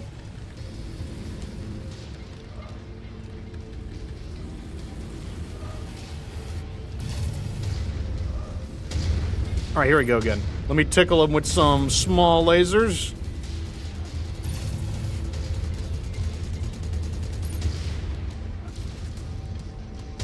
You know, 3 small lasers, that's still better than what the Spider was packing. That 1 medium laser and 2 machine guns. Like, I'll take the 3 small lasers. Okay, so the AC5 Rapid Fire required a lot of sacrifices. The LRM-20, so the normal AC5 model had twin AC5s, PPCX, LRM-20. The AC5 Rapid Fire model, I had to drop the LRM completely. Like, no LRM allowed. It's like, because, why is that? Well, the rule of thumb I use for AC5 is 2 tons of ammo per AC5. So if you have 1 AC5, 2 tons of ammo. You have 2 AC5s, 4 tons of ammo. Well, the AC5 Rapid Fire has 3 times the rate of fire. So because it has 3 times the rate of fire, you gotta at least triple the ammo. You might need even more, but you gotta at least triple the ammo. And as a result, that means you go up from 2 tons of ammo to 6 tons of ammo because it's got 3 times the rate of fire. So if you have 2 of them, you go from 4 tons of ammo to 12 tons of ammo. That's a lot of ammo. 12 tons of AC5 ammo. So no LRM-20, and then the PPCX stayed. So the AC5 Rapid Fire definitely did the best. Like, it was able to hose enemies down at a surprising distance. Now, the AC5 model could also destroy enemies at a distance, but the damage on the Rapid Fire was high enough that even some of the medium mechs you could hose down at a distance. Like, in one of the tests, there was a Kintaro, and I just, like, laid the Kintaro out long before he had no chance of ever using any of its SRMs. It does use all of the ammo, though, I will say that. Like, by the end of it, you are going to use probably about 10 tons of ammo by time all is said and done. Yeah, easily. And, but it doesn't have any heat issues until you start using the PPCX, then you start getting some heat issues. But, when you're using the Rapid Fire, no heat issues. This guy is literally caught in the junk.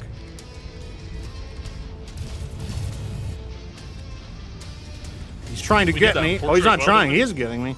Let me get his laser real fast. No laser for you. Got his laser. You guys are so much faster than me, it's crazy. I'm so slow. I'm not even like, I mean, I don't do any damage. Just, you'd think it wouldn't matter, but. Watch out.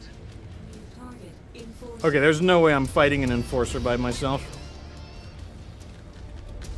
I'm heading back towards you, because, like, there's no way I'm fighting that enforcer on my own. Yeah, that would probably be not the best idea. We actually need an enforcer.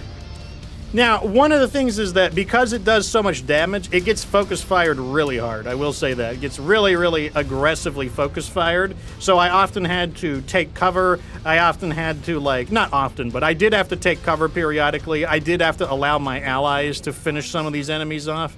And that's because, like I said, they just go after you really hard. Like, everybody wants a piece of that damn king crab in the rapid fire model. And the real problem is like the counter bombardment of LRMs. Like, because most inner sphere mechs don't really have good most inner sphere mechs aren't good at long range.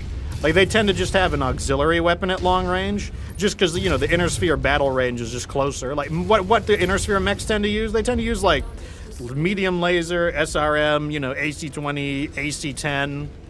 But the thing is, after you're fighting like 19 enemies, all of them often had an LRM, so you're just getting like slowly worn down by just every damn enemy having an LRM-10 or an LRM-15 or an LRM-20. Like, you fight like an Atlas. The Atlas never gets in range to use its medium laser, never gets in range to use its SRM, never gets in range to use the AC-20. But it's just like firing its LRMs at you, and then maybe it has like 2 Orions with it, and the Orions are like just firing their LRM-15s at you, and so just over time, the LRMs just start to like wear you down. And like that was the only real threat that that was really happening for the King Crab, but otherwise the performance on it was quite nice. It was surprising, actually. So in the guide, I have selected the twin AC-5 rapid fire model. I wasn't sure if it was going to beat the standard AC-5, because the standard AC-5 did really nicely. It was the second best. The third best was honestly a toss-up between the burst fire and the AC-10 rapid fire, or burst fire. The burst fire actually did pretty decent. I was impressed by it. But by You're far, a big fan of the burst fire, aren't you? like, yeah, like, I mean, like, normally I'm not a fan of the AC-10 in general, but like this one, it just works. Sorry, I thought it was surprisingly. AC5, I apologize. I like the AC-5 burst fire on mechs that don't snipe. Like, for example, I will prefer the single fire on a rifleman, because with the rifleman I'm gonna fight more at a distance. But if the mech is more of like a skirmisher where I'm chasing people down, then yeah, I do prefer the burst fire. Mainly because I just don't have the accuracy when I'm like chasing people down, or it's not as reliable, so I'm not really trying to snipe people with it. I'm basically just using it as like a, basically just using it as like an assault rifle to like, just to help with the damage. But on a mech that does plan to stand still, like on a mech that is going to camp, then I do prefer the single fire. And like the rapid fire is just a rapid single fire, basically.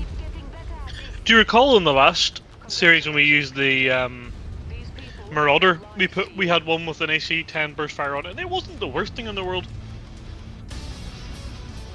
Yeah, like I said, it did surprisingly well. What do you want, cat? My cat has come to visit me for probably to try to get me to feed him, but he doesn't get any food yet. Food is not on the table, literally. Commando, we'll take it. You know, just a mission to do a mission. Not a whole lot there. Let's go ahead and get this out of here.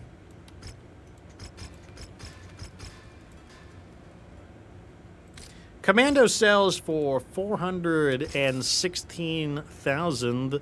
I can show you the where's the footage for it? You can see a little bit of the king crab here, where we could see some rapid fire in action. If you've never used the rapid fire before, like it, if you can hit the target, like, you know, it does, you know, like the recoil can be kind of off-putting, but like you put a lot of ammunition out there, and every one of those volleys is 6 damage, so, you know, it's going like bam, bam, bam, bam, bam, so that's like 6, 12, 18, 24, 30, like, you know, that damage adds up really fast.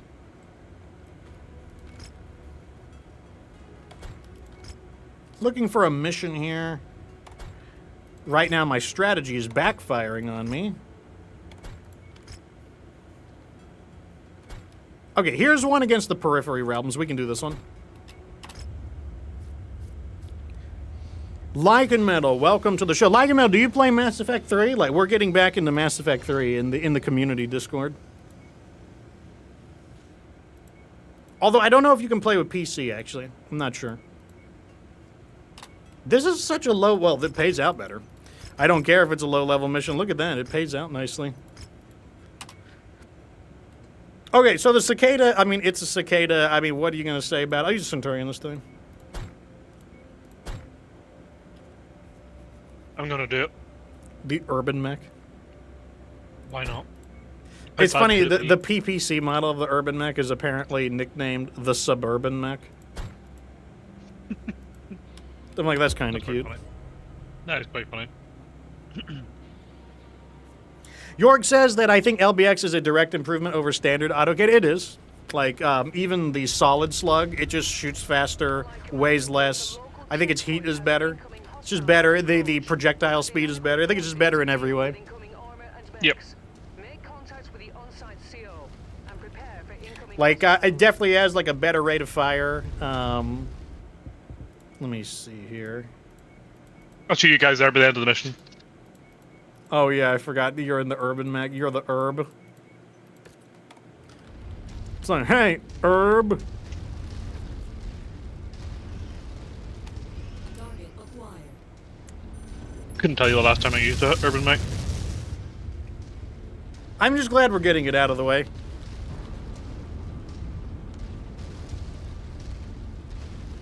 I mean, the fact that LBX is 1 ton lighter, it basically means it pays for 1 ton of its own ammunition. And being cooler means you also probably can get rid of a heatsink. Acquired. Yeah, you don't need as much. The AC-10 can be a little bit hot, to be honest. Yes, the AC-10 and the AC-20 both are not as cool as you wish they were. No. Target destroyed. Target acquired.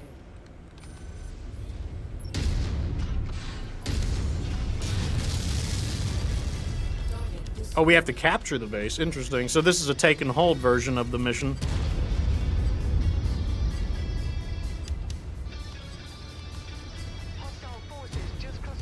Okay, so one of the things that I didn't finish talking about in the previous stream, so I want to revisit. Also, happy Thanksgiving, everybody. As a quick recap, I quickly asked, like, what are people thankful for in regards to BattleTech and MechWarrior 5? My answer is I'm thankful that there is a MechWarrior to begin with, considering that the series took a massive blow with the loss of FASA. So, like, the fact that and also the original MechWarrior reboot that this game became, it didn't get funding. It actually lost its funding. So, like, it was not unreasonable to say, like, this didn't have to happen.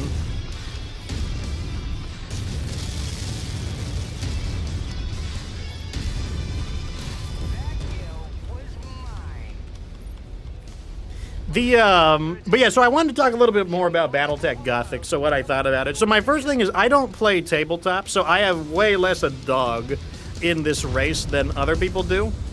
One thing I will say about it, though, is, oh.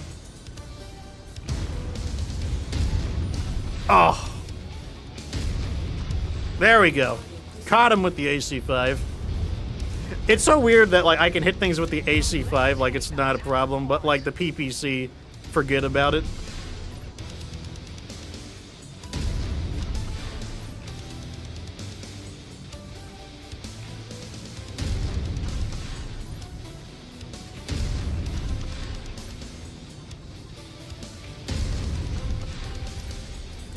PPC? No. AC-5? And the AC-5 has bullet drop. It has, like, everything that makes it more annoying to hit with, but, like, forget about it.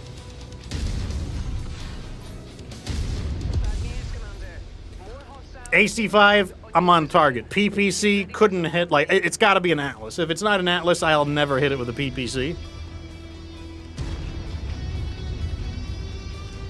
But, so, BattleTech Gothic, I don't play tabletop, so I have less of a dog in the race, but one thing I will say about it is that the opinion seems to be that some people are enthusiastic about the idea of something a little different. I don't, not saying different doesn't have to be good, but some people are excited about it, while other people are basically saying like it's a distraction from the primary BattleTech experience. And I think both sides certainly have a point. Like, I can see the logic of both ways. Target acquired. Now, what I think is that I'm kind of tired of grim dark. Not truly. I really like grim dark. That's one of my preferred genres. But I feel like we are in a situation where we have what I would call grim slop. Grim slop, and this is going to make some people mad, is basically Warhammer 40k. I don't really think Warhammer 40k is particularly grim dark. I think it's just like, it's basically a world where how many of our own people can we kill? Like how many people skin people alive and make flags out of their bodies? And to me, I'm like, that's just like atrocity power scaling. Like, we've already peaked with I have no mouth and I must scream. Like, we've already peaked there, and I feel like in order to be more serious, you've got people who are like, well, we've got to one-up AM, so we got to have even people who are doing even more monstrous and atrocious things, and I just don't care. Like, I don't care how many babies you skin alive and turn into flags. That doesn't, I'm not going to take you more seriously as a result of that. Like, that is not going to make me think like, wow, what a grim and dark universe this is, because I can make something more grim dark than that. And for an example, I was discussing with somebody, I will make a more grim dark character than anybody in Warhammer 40k. I'll make him right now. His name is Ultimus Darkness, the Baby Eradicator. And what makes him so grim and dark is he has the ultimate fleet with the ultimate technology. And what he does is, with his ultimate technology, he descends to people's planets and unleashes his baby destruction laser.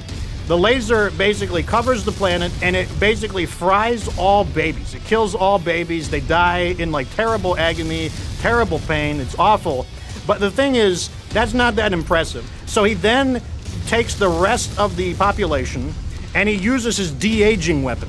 And he uses it to turn all of the adults back into babies. Then he uses the weapon a second time and then fries all of the people who have been de-aged back into babies, so that when he wages war, he has maximum baby fatality. Like, you could not kill more babies on that planet than he could have possibly killed. But because he is concerned that other people could eventually top his baby-killing abilities, what he does is he uses his mastery over time and space to travel back in time. And then what he does is he goes through the entire history of that planet and finds everyone who died older than a baby. And then he de-ages every single person in the entire possible timeline of that planet, de-ages them back in time, and then kills them with the baby destruction ray. So the entire planet's entire history of people in all possible timelines has been killed as babies. And so you cannot possibly kill more babies than that, because he kills the entire multiverse of babies, including all of the people who didn't get a chance to die as babies. And so, like, and I'm like, basically, that's kind of how I view grim dark. It's basically just atrocity power scaling. Like in Dragon Ball, like you've got Frieza. Frieza is like super powerful, but then Cell came, and Cell is like way more. But you think Frieza was powerful? You don't know anything. Cell is way more powerful than Frieza. And then you had Majin Buu. Like, that's basically how I see grim dark. Like, I don't think grim dark is very serious. I don't care how many people you kill of your own people. Like, oh, their sacrifice is a necessary one. I don't care if your villains are like cutting people up and skinning them alive and creating battle flags out of their like remains. Like, I don't care. Like, it's like I can make something more serious than that. It's like the Doom guy. I don't think the Doom guy is very badass, because the Doom guy is just powerful because the story says so. Look, I can make a guy stronger than him. I can make Doomist guy. Doomist guy, he never struggles. Like, Doom guy struggles? What a pussy. Doomist guy beats everyone's ass. He defeats all enemies. He can go up to the Doom guy and just defeat him easily. Like, it's not even a contest. Like, the Doom guy cries like a baby because he knows he cannot defeat Doomist guy. Like, it's just a matter of just writing the things onto a piece of paper. Like, this really stank. Like, we had really bad missions here. Not happy with these missions at all. We have to recycle the missions. So, like, you can write anything you want. Like, I could write a mech in BattleTech, the ultimate Fox mech that has all the equipment, even though it's like a 20-ton mech. It doesn't matter. It's like this mech is so advanced that it has more weaponry than a ultra heavy mech. Like, it's got more than like the Ares. It's got better armor. It's so fast. It's got its own it can do FTL by itself. Like, you know, it's like the Lost Tech of Lost Tech. Like, you can just write anything you want, and it doesn't matter. You can just write it down and say, now this is the biggest thing.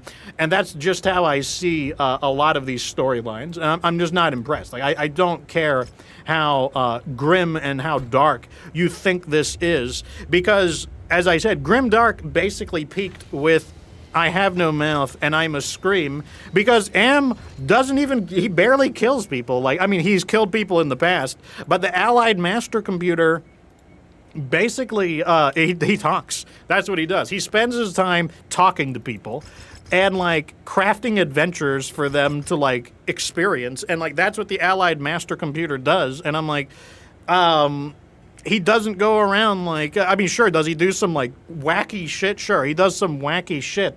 But he spends most of his time talking to people.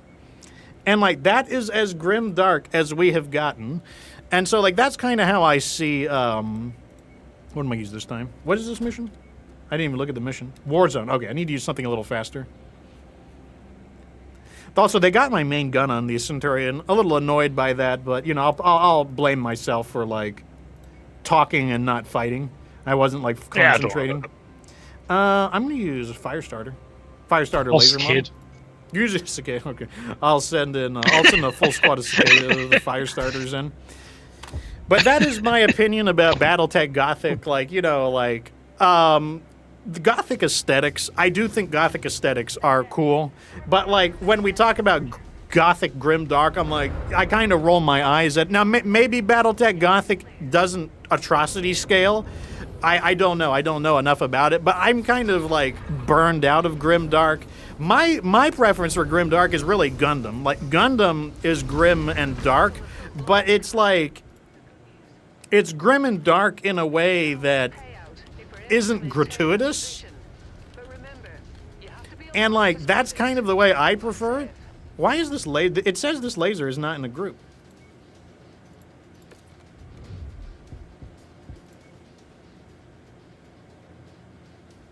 Am I out of my mind? Okay, no. It was a glitch. It was just bugged. Moonraven says over-the-top grimdark is just comedy with extra steps. I mean, the main thing is, like, when it takes itself seriously. If it's just being silly, like I'm being silly, that's one thing. But, like, you know, when it takes itself seriously, I'm like, I don't know. This seems like, you know, some 13-year-old is like, I'll show you how dark and evil I am. Like, the darkness approaches, edgy darkness. Moonraven says the best 40K I've heard is the Regiment of Special Needs Guardsmen defeats an Eldar Master Strategist with sheer stupidity. That's the thing. I don't even know how to react to that. I don't even know what to say. I'll probably get canceled if I say what I say. So I'm just going to say I don't know what to say about that. Jorg says BattleTech lore is a pirate customization as mech to fit a stove to cook on the bed and do the nasty. Oh, yeah, you're talking about the guy from the Clans expansion or the Clan storyline. Yeah, he made his cockpit like designed so that he could have sex with prostitutes inside of his mech. That guy is an absolute gigachad. I don't care what anyone says. Like, I'm like, that is like, I could see somebody doing that. Like, people, okay, I heard a story of a guy who installed subwoofers of such a massive size in the trunk of his car. So normally you think of a trunk, it is designed for holding cargo. Well, his trunk was designed for the most powerful subwoofer system that he could possibly manage, and he would play it. And the subwoofers were so powerful that it would actually damage his car. The windows on his car were destroyed. The shaking of it basically shook up their crystalline structure and shattered them. So he actually had to have his car windows completely replaced with plexiglass. And with plexiglass, he was now able to use these subwoofers at the maximum power possible. It was basically like shaking the car apart. And eventually he died. And when he died, the issue was that the subwoofer was so powerful, the deep bass resonance was reverberating through his body, along the bones of his body, that it started shaking the soft tissues of his body apart. And eventually, the elasticity of his lungs were shaken up on the molecular level, that his lungs lost their stretchiness and could no longer inflate, and they collapsed like a popped whoopee cushion. And he died from asphyxiation because he could no longer inflate. His lungs refused to inflate because of the damage of the sound waves passing through his body. So, like, you know, if somebody can do that in real life, then I believe that there is probably someone who could have their battle mech customized so that they could have like a kitchen fryer, an air fryer, and enough space to have sex with a prostitute while he's fighting in his battle mech. Like, I think that probably could have. Someone probably has done that, especially in a world as vast as like, oh God. I cannot believe that. He just landed on me. I saw it and turned, but like, I literally pulled a Vegeta. I pulled the I can't get around it, and just got squished. Hopefully he hit me in the head. If he hit me in the head, that's not too big a deal. Head can be, you know, easily replaced. If it's like a torso blowout, that will be an expensive repair job. But you know what? It's not that big of a deal.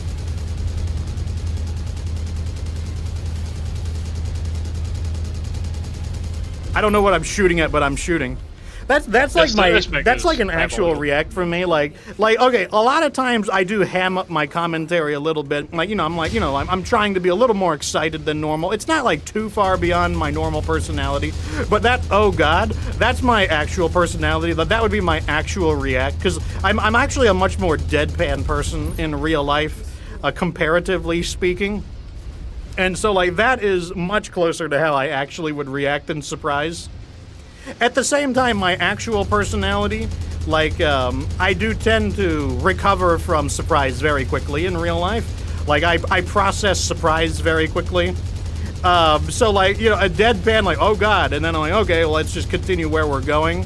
That is actually more of my natural personality coming forwards. Stick around as long as you like. We're on standby to pick you up when you're ready. I actually had to sticking around learn, here. as a content creator, I actually had to learn to express myself, because I was like, you know, I need to tell people how I feel. I need to, like, not keep my internal thoughts to myself. So I actually had to train myself to be more expressive. It did help. It helped a lot in real life, because I was someone who was very introverted, and I would not share my feelings very often. So it actually helped me in real life. So, and now I would say you know, to be honest, my real personality is somewhere in between, because my content creation has influenced my real personality, and I am way more talkative in real life, and I'm way more expressive in real life. But when I'm on stream, I definitely am constantly reminding myself that, you know, I need to, like, speak up more. I need to, like, be more expressive. Oh, there's an M model. We don't have an M model. Firestarter M falls into our hands. I don't know if it's better or worse. That is a mech that we needed. We got to fall back, though. Oh, we got an elite pilot. Jorg says he saw the head get blackened, so that's good news for us. Let's see. No. Unfortunately, it was, I guess all the weapons except the small lasers survive. It cost us about $600,000 to do that. Let me throw you in here. If you want to customize our new M model, I will go shopping again. First up, we have sales in the barracks. We have an elite pilot here. He is speed, or she is a speed demon. Boost top speed by 12.5%, turn speed by 10% as well. That's actually pretty good. It's not a bad improvement. SRM specialist spread is reduced firebug. Some people just want to watch the world burn. This pilot it gets 10% additional heat damage with Inferno and Inferno SRM. That's not bad, honestly. Not terrible. I think I'll buy her. Her background is Sasha is a MechWarrior through and through. She grew up in the icy tundra of Caldrith, a northern city located in Jarrett. Her older sister, Kira, was a merc who took a job to root out a band of savage pirates and never came home, at least not in one piece. Sasha's curiosity about Kira's fate eventually led her to a cockpit of a mech, but only after years of the cold darkness of her surroundings and the visuals of her sister's grisly fate fueled her desire to follow in her sister's footsteps and fight great injustices as she saw fit. Sasha's ferocity and swiftness on the mech make her a formidable opponent to anyone who faces her, but the anger and sadness about her sister's fate live within her and sometimes send her into an emotional state that leaves her vulnerable. No matter what job, that's a typo right there. They need to put a space between that. You need a space between the period and the no matter what job she signs up for. Sasha tackles with a cold resolve. It makes her a valuable asset for any merc company I'll buy. I'm sure I'll take her. Your only regret will be that you didn't tap me in sooner. What will you down? Stop wasting my Greedy. A pilot who thinks they're worth more than they're okay. That doesn't help us with money. It actually does the opposite. Medium mech affinity. We don't need that. All right, let's see what we got for sale. Nothing good. I got Goomba Stomp. That's exactly what happened. I got I tried to turn out of the way too. I tried to make a sharp turn at the end, but it was not enough, and I got squished. That was a heavy damage too, because I don't feel like my torso was that damaged. But I guess when you got a mech flying at you at that speed, it just doesn't matter.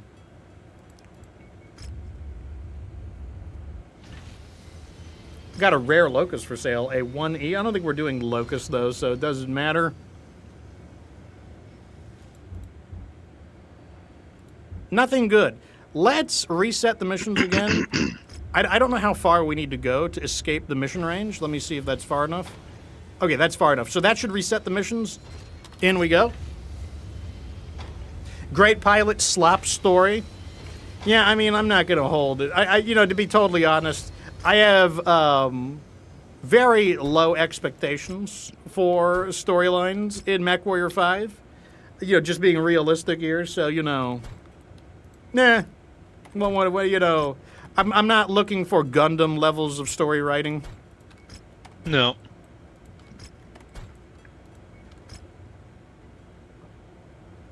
Here we go. Periphery versus House Steiner.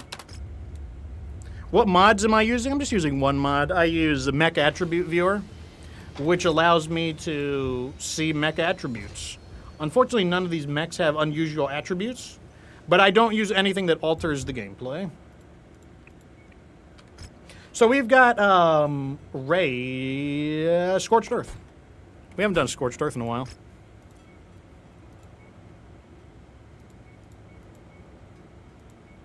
Here we go. Periphery versus Steiner. 15 difficulty. Scorched Earth. Active artillery emplacements. That's kind of interesting. What can we do for salvage? 15? We could probably get a mech for 15, but I think I'm going to go for the money. Money I feel is a safer bet. All right, if there's artillery, I'm definitely going to use a fast mech. Probably going to use a fire starter. The M model. I'll use the M model. This one seems like it just has less weapons. Seems like the M model is just worse. Yeah, I'll use it. We just got it. I'll use it.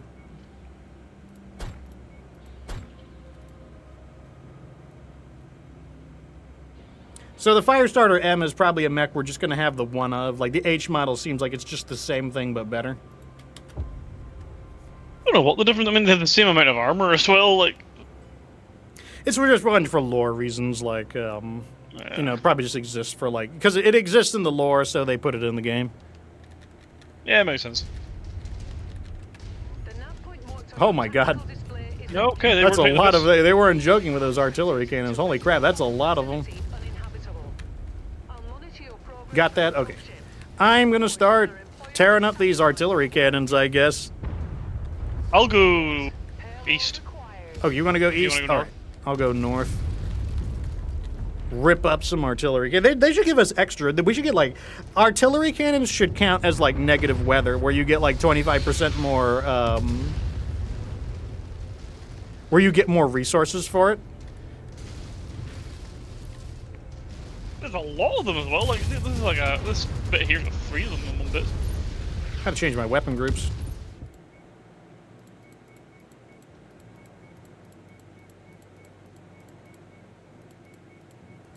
No, I'm walking straight through them. Oh, I cleared it. In the acquisition, just walk up to it in order to pick it up.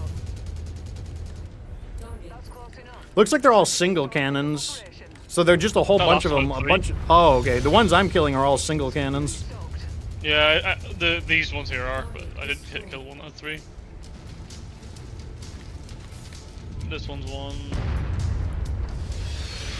Are they attacking you or is it not? Oh, that's an interesting point. So no limitation says that a human pilot can benefit from the stats of an elite pilot, but Mason does not. That's interesting. Yeah, so I guess you're going to be piloting Destroy it. the better character.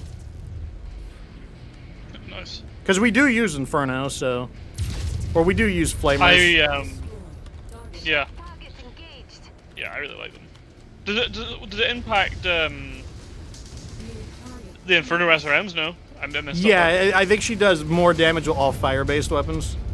I love it, Inferno SRMs. I think they're so good. She also gets, like, better piloting controls as well. Like, that's actually really nice. That alone is pretty nice. Just better, like, 12.5% top speed. Yeah, that's really nice. And 10% better turning, I think. Before. Target destroyed. All right, we cleaned up the artillery. Let's hit the main objective.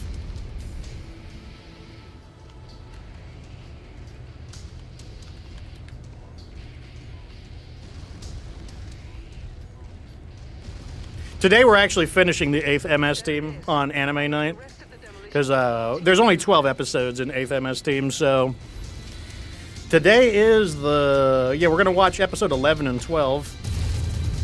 Finale. Destroyed.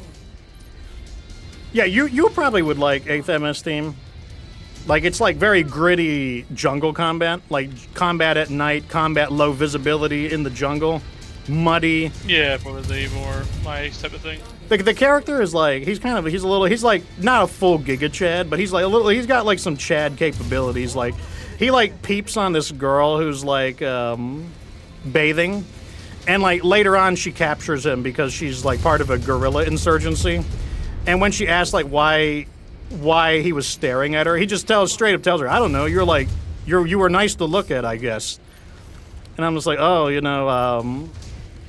just owned it.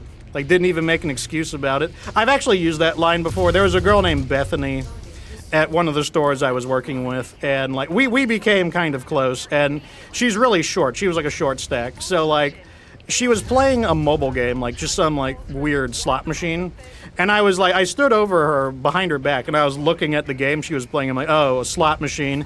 That wasn't too interesting, but she was wearing a low-cut shirt, so I was just like looking down her shirt. And I don't know, she must have had eyes on the back of her head, or she just could sense that I was like staring at her. So she just like conveniently looks up at me, and she's like, and what are you staring at, Fox? Because that's, people call me Fox in real life as well. And like, I don't know, like the quick thinking came in, but I thought of the 8th MS team because it's not the first time I've seen it.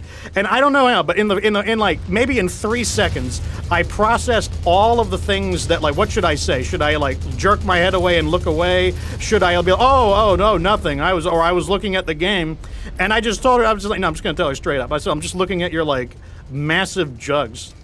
And then, like, she had a laugh about that. And then she followed up the counter question. She's like, and why are you looking at that? And then, like I said, like, about 3 seconds, I'm, like, processing all the things I could say. I could cuck on it. I could, like, back down like a loser. And, like, but, like, I don't know. Like, the reaction time kicked in. And I was just, like, because they're nice to look at. I said it, like, word for word out of 8th MS team. Because I that was, like, influential on me.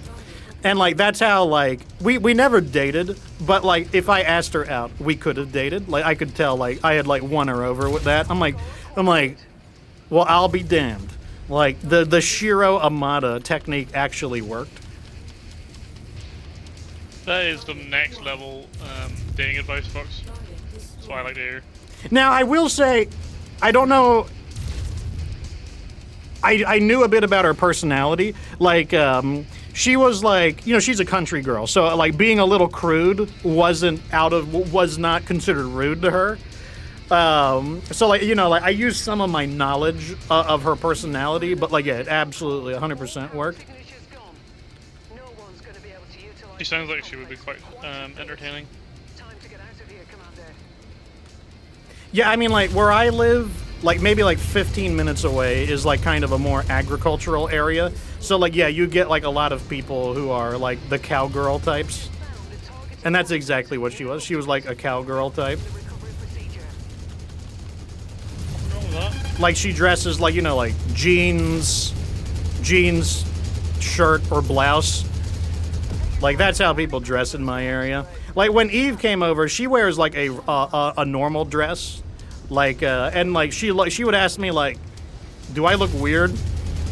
And, like, I would look at her, and I'm like, kind of. Like, people tend to not wear dresses except on a special occasion. Like, the people here, we're an agrarian community, so, like, people are a little more rough, I guess, or a Hard-wearing, little more yeah. coarse. Like, when people go to, like, a nightclub or something, sure, people will wear a dress in that case. Or during a special, like, occasion, people will wear a dress. But, like, dresses are a little out of place. Because she was wearing a sundress when she visited. Target destroyed. And then she got upset about that. She's like, oh, you said that I look strange. And I go, well, that's what you get. Like, I mean, she asked a question. You asked Like- me a question, that's what you get. Oh, you could be more tactful, Fox. I'm like, yeah, you mean I could be more bullshit? Like, do you want to be lied to? The answer is yes. She wanted to be lied to. I told her, but I am the wrong person to ask. When she was buying us a bunch of stuff at Disney World, I didn't even say anything. We went to Disney World together. I didn't even say anything. And she's like, you think I am being a spendthrift, don't you? You think I'm wasting money. I'm like, I literally didn't say anything. You're thinking it. I'm like, oh, there's a thought crime? Is it thought policing now? I'm not allowed to think? She's like, so it's true. You think I'm wasting my money on junk. I'm like, okay, I say, I think you're wasting your money on dumb shit. She's like, this is not dumb shit. You are buying $70 backpacks at Disney, and you have 13 of them at home. I mean, that sounds like a good use of my money, if I've got to be honest. Like, she was up to think- 15 $70 collectible backpacks at Disney. I'm like, what are you going to do? Mix and match them with different colors? Are you going to color coordinate them? Like, why do you need 15 $70 backpacks? It's like, how many backs have you got? Yeah, how many backs do you? That's a good question. That's it. That's how I felt about it. I did buy her something, though. I bought her a $90 Pinocchio thing because apparently her mother's collection got stolen. So I bought her mom a gift, a $90 Pinocchio plush, and I gave it to her, and then she gave it to her mom. And I was like, there you go. That had some emotional weight to it. But like $70 backpacks, no, it's not happening. Like it's not going to happen. I'm not doing it. crazy Oh, behavior. they got some melee weapons here. We need light knuckles. Maybe we can redesign some of these. What if I just buy everything? I don't know if I need everything, but I'll just buy them. Like, melee weapons are cheap. Markup on all. I just don't care. Like, people are, oh, don't buy in a. You're probably right. I shouldn't buy in a war zone, but I also don't care. Like, I'm just gonna buy shit. I'll farm more missions. Like, don't worry about it. Okay, it is 6 p.m. I think that is a pretty good place God. to stop. Yeah, time flies. Time flies, Time right? flies when you're having fun. Yeah, it does. I think we're doing pretty good. So let me go ahead and get you guys. If you guys want to join the community, let me go ahead and get you guys. Because we have anime night. I got to get ready for anime night. I got to buy a pizza too. I don't care I've if got people. bed to go to. I don't care if people think that Little Caesars is bad. Little Caesars is the cheapest pizza. I don't care if there's a better pizza. It's not twice better tasting than Little Caesars. People, oh, Papa John's is, or like Pizza Hut is better. Yeah, but they're either twice as expensive or like right now, Little Caesars 2-topping pizza for like $6. Like, like if you go to Pizza Hut, that's going to be $12 to $15. It is not twice better tasting. It doesn't taste twice as good as Little Caesars. Like, I don't want to hear it. That shit is good. And shit is good. Let me read what the comments say real fast. Are you watching it on High Anime? I am watching it on Hulu. I got the 1 month trial on Hulu. Anyone can join. If you guys want to see 8th MS Team, it will be 10 p.m. Eastern Time, which is UTC -5. I'll be hosting it in the Discord. Onik says it's Gundam Vietnam. They don't specifically name. They just say it's Southeast Asia, but it's probably Vietnam. Very likely Vietnam. York says the only thing to buy is Jedi robes from the Star Wars park in Disney. Yeah, that's what she needs. She needs like more of that stuff. I cast Fist sub MechWarrior probably. That's what happened to me. He cast like Body Slam like it's Pokemon. Teddy Bear says good night, folks. Happy Thanksgiving. Happy Thanksgiving to all of you guys as well. I prefer Pizza Hut, but still okay. Pizza Hut tastes better. I won't argue that Pizza Hut tastes better, but Pizza Hut is twice as expensive as Little Caesars, and although they taste better, they don't taste twice as good as Little Caesars. That's my argument. It's like it's not twice as good. Like my sisters are coming into town. They want to go somewhere for Thanksgiving, later Thanksgiving. Last time I took them to my father's favorite place, Golden Corral. I took them to Golden Corral, and they're sitting there looking at me like, you know, because like my sisters are like higher class. Like my sisters are like, oh, they look at me like, yes, this is okay, Fox. I suppose this is like it's very homey, you know, home cooking restaurant, you know, very, very quaint, Fox. And I told him, our father loved Golden Corral. He said, yes, like father was a man of interesting taste. Like father had more money than all of us combined, and he liked Golden Corral, so we're going to Golden Corral. They're probably going to want to go somewhere expensive, though. They're not, I'm not paying, though, so I'm like, whatever. You guys want to go to, like, some restaurant at the top of like an office building that requires like, you know, like 5 people dying at a time, fine. If you guys are paying that, you can take me wherever you guys want. It's like paraglide in to your table. Yeah, you had to see the way they looked at me. They were looking down their nose at me, which is saying something because I'm taller than them. Anyways, I think that's pretty good. We will continue later on. So it is the 27th, which means the MechWarrior Clans is on Thursday, the 4th. It's on Thursday, so I will do the new MechWarrior Clans. I'm going to try to beat it in one sitting. Because, you know, like the way viewership works is day 1, maximum viewership, day 2, half of the viewership, day 3, half of that half of viewership. So I'm going to try to get the Clans campaign done in one stroke so I can kind of get like the maximum viewership instead of dragging it out. Because like I said, like that's just the way those, even for big YouTubers, like even for somebody like Markiplier, like if he does a full series, gets the biggest viewership day 1, like half the viewership day 2, half the viewership of that day 3. So we're gonna try to get it all done. Oh, that's them texting me. Oh yes, your equestrian competition. Yeah, I'm sure. Like you guys are just so like, you know, extend the pinky. It's funny, like. I know all the etiquette as well. Like I know table dining etiquette from like when my father was alive. I don't use it anymore, but like my sisters are still much fancier than I am. Anyway, you dip in soup, bro. You dip in soup. No, they don't dip it. Like they understand. Like if you put your silverware on the plate and you cross it, it means that you are coming back. You know, you're not done yet. If you put your silverware parallel forwards, it means like you're done and you're ready for your check. Like I used to know all of the rules to like etiquette because like when my father was alive, we were a much higher class. The divorce absolutely ruined my father, and then we fell to like being like peasants basically. But like I still remember a lot of the like lectures and a lot of the lessons.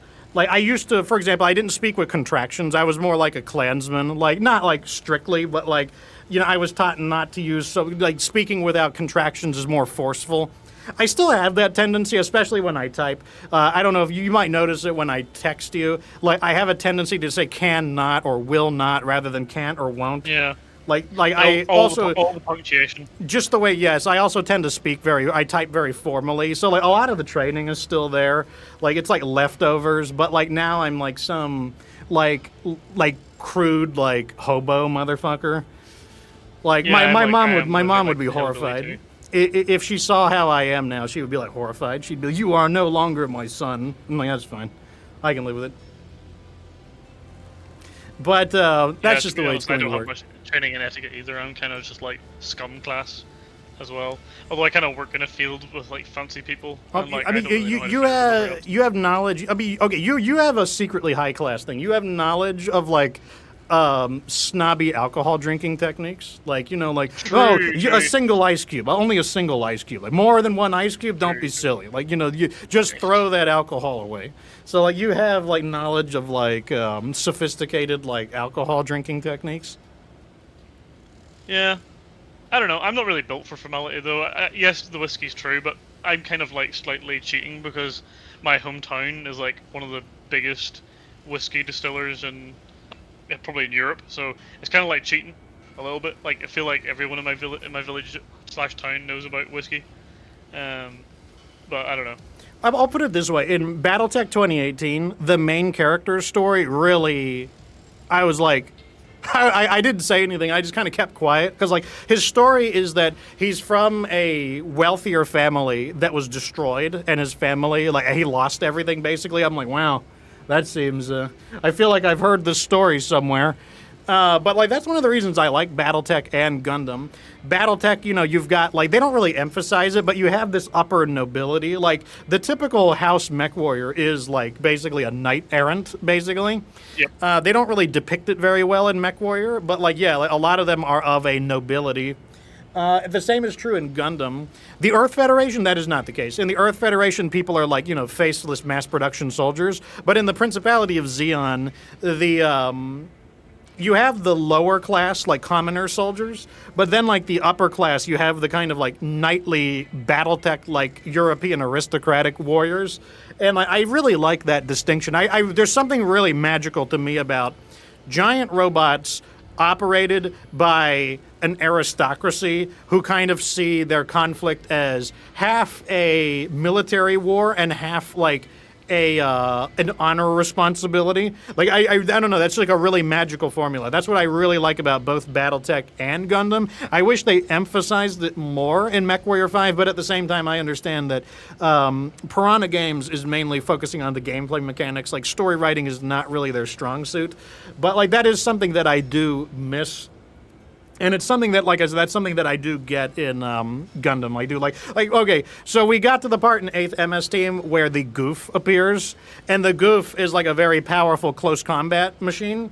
And I was like, okay, secretly behind the scenes, when they added melee combat into MechWarrior 5, I'm like, look at me, I am the Goof custom now. Now I too can like engage in close combat and chop people up and frighten people in close combat. But unfortunately, you don't have the MechWarrior 5 doesn't really illustrate the articulate movement of battle mechs. Battle mechs are capable of Gundam-like movement. Like they can move side to side. They can grab people. Like a Atlas could grab you and then just throw you to the ground. Like, that's within the articulation of the mech. Like, an Atlas could basically grab your arm, wrench it behind you, and start punching you in the face. Like, that is within within the BattleTech capabilities, but, like, that's not what MechWarrior depicts. Like, like some sacrifices have to be made.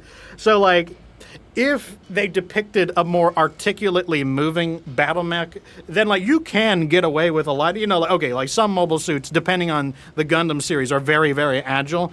That's something that like the maximum agility in Gundam is much higher than the maximum agility in BattleTech. But in 8th MS Team, I would say the battle mechs probably go faster than the mobile suits in 8th MS Team. So like you could get a similar level of articulated movement. And it's like, how do you say?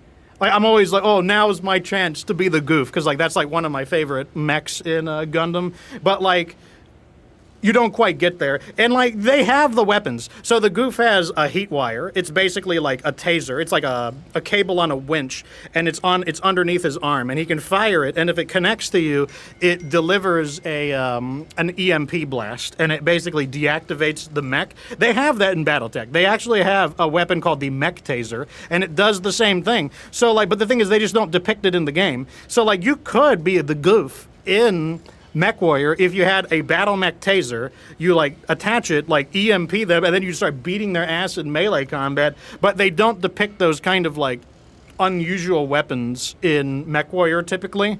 So like there's a lot of things that could like I could make a mobile suit from Gundam in BattleTech if they included some of those bizarre weapons and whatnot.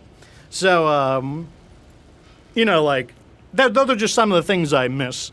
But like I don't know. You work with what you've got basically. York says bars will tend to put more ice in drinks to prevent people from getting too drunk, and also to like fill up the glass and like give you less alcohol. Wow Kakarot says, my headcanon was that I was a noble Taco Bell fan that fell in love with a lady house of Panda Express and was banished to Hawaii planetary militia as part of a punishment and political deal. I mean, like, I can see the logic in it. Like, I mean, how can you go? Like, that's like Romeo and Juliet. It's like the Montagues and the Capulets. I mean, come on, Taco Bell and Panda Express. Like, that's like, I'm sure there's some sacrilege there. York says he's the GOG fan. That is the fattest of boys. Like, that's like my cat, basically. I should name my cat Gog. Madden says Code Geass is Britannia. Yeah, like I'm gonna watch Code Geass sometime. I'm gonna have like a viewing of Code Geass because I've never watched that, but like I'm definitely going to give that a watch. Like I'm told that it's got like a lot of the similar aesthetics, like the aristocracy, noble battle mech combat, and whatnot. I'm gonna give that a watch sometime. Anyways, I think I've yapped enough. I can feel my voice starting to die, so it is time for me to get out of here. Happy Thanksgiving to everyone, and if you are not in the United States, I will offend you anyways. I will force my nation's holidays onto you. Happy birthday to you. Yes, you can feel the American consumerism entering your veins. Well, Black Friday you will. That's true. Hope you guys find some interesting deals for Cyber Monday. I already bought 2 games. I'm going to buy more. I bought the Command & Conquer Remastered, and I bought the Command & Conquer pack, so I've got Command & Conquer. I bought the DLCs for Crusader Kings. And I bought Mass Effect 3. I'm going to buy some more stuff, too. I got a whole wish list of stuff I'm going to buy. Anyways, I'm out of here. Thank you guys for tuning in, as usual. Thanks for being such a great audience. I'm going to go get me some cheap-ass Caesar's pizza and prepare for anime night. So, we're out of here. Deuces, everyone. And remember that you don't have to be good to get good.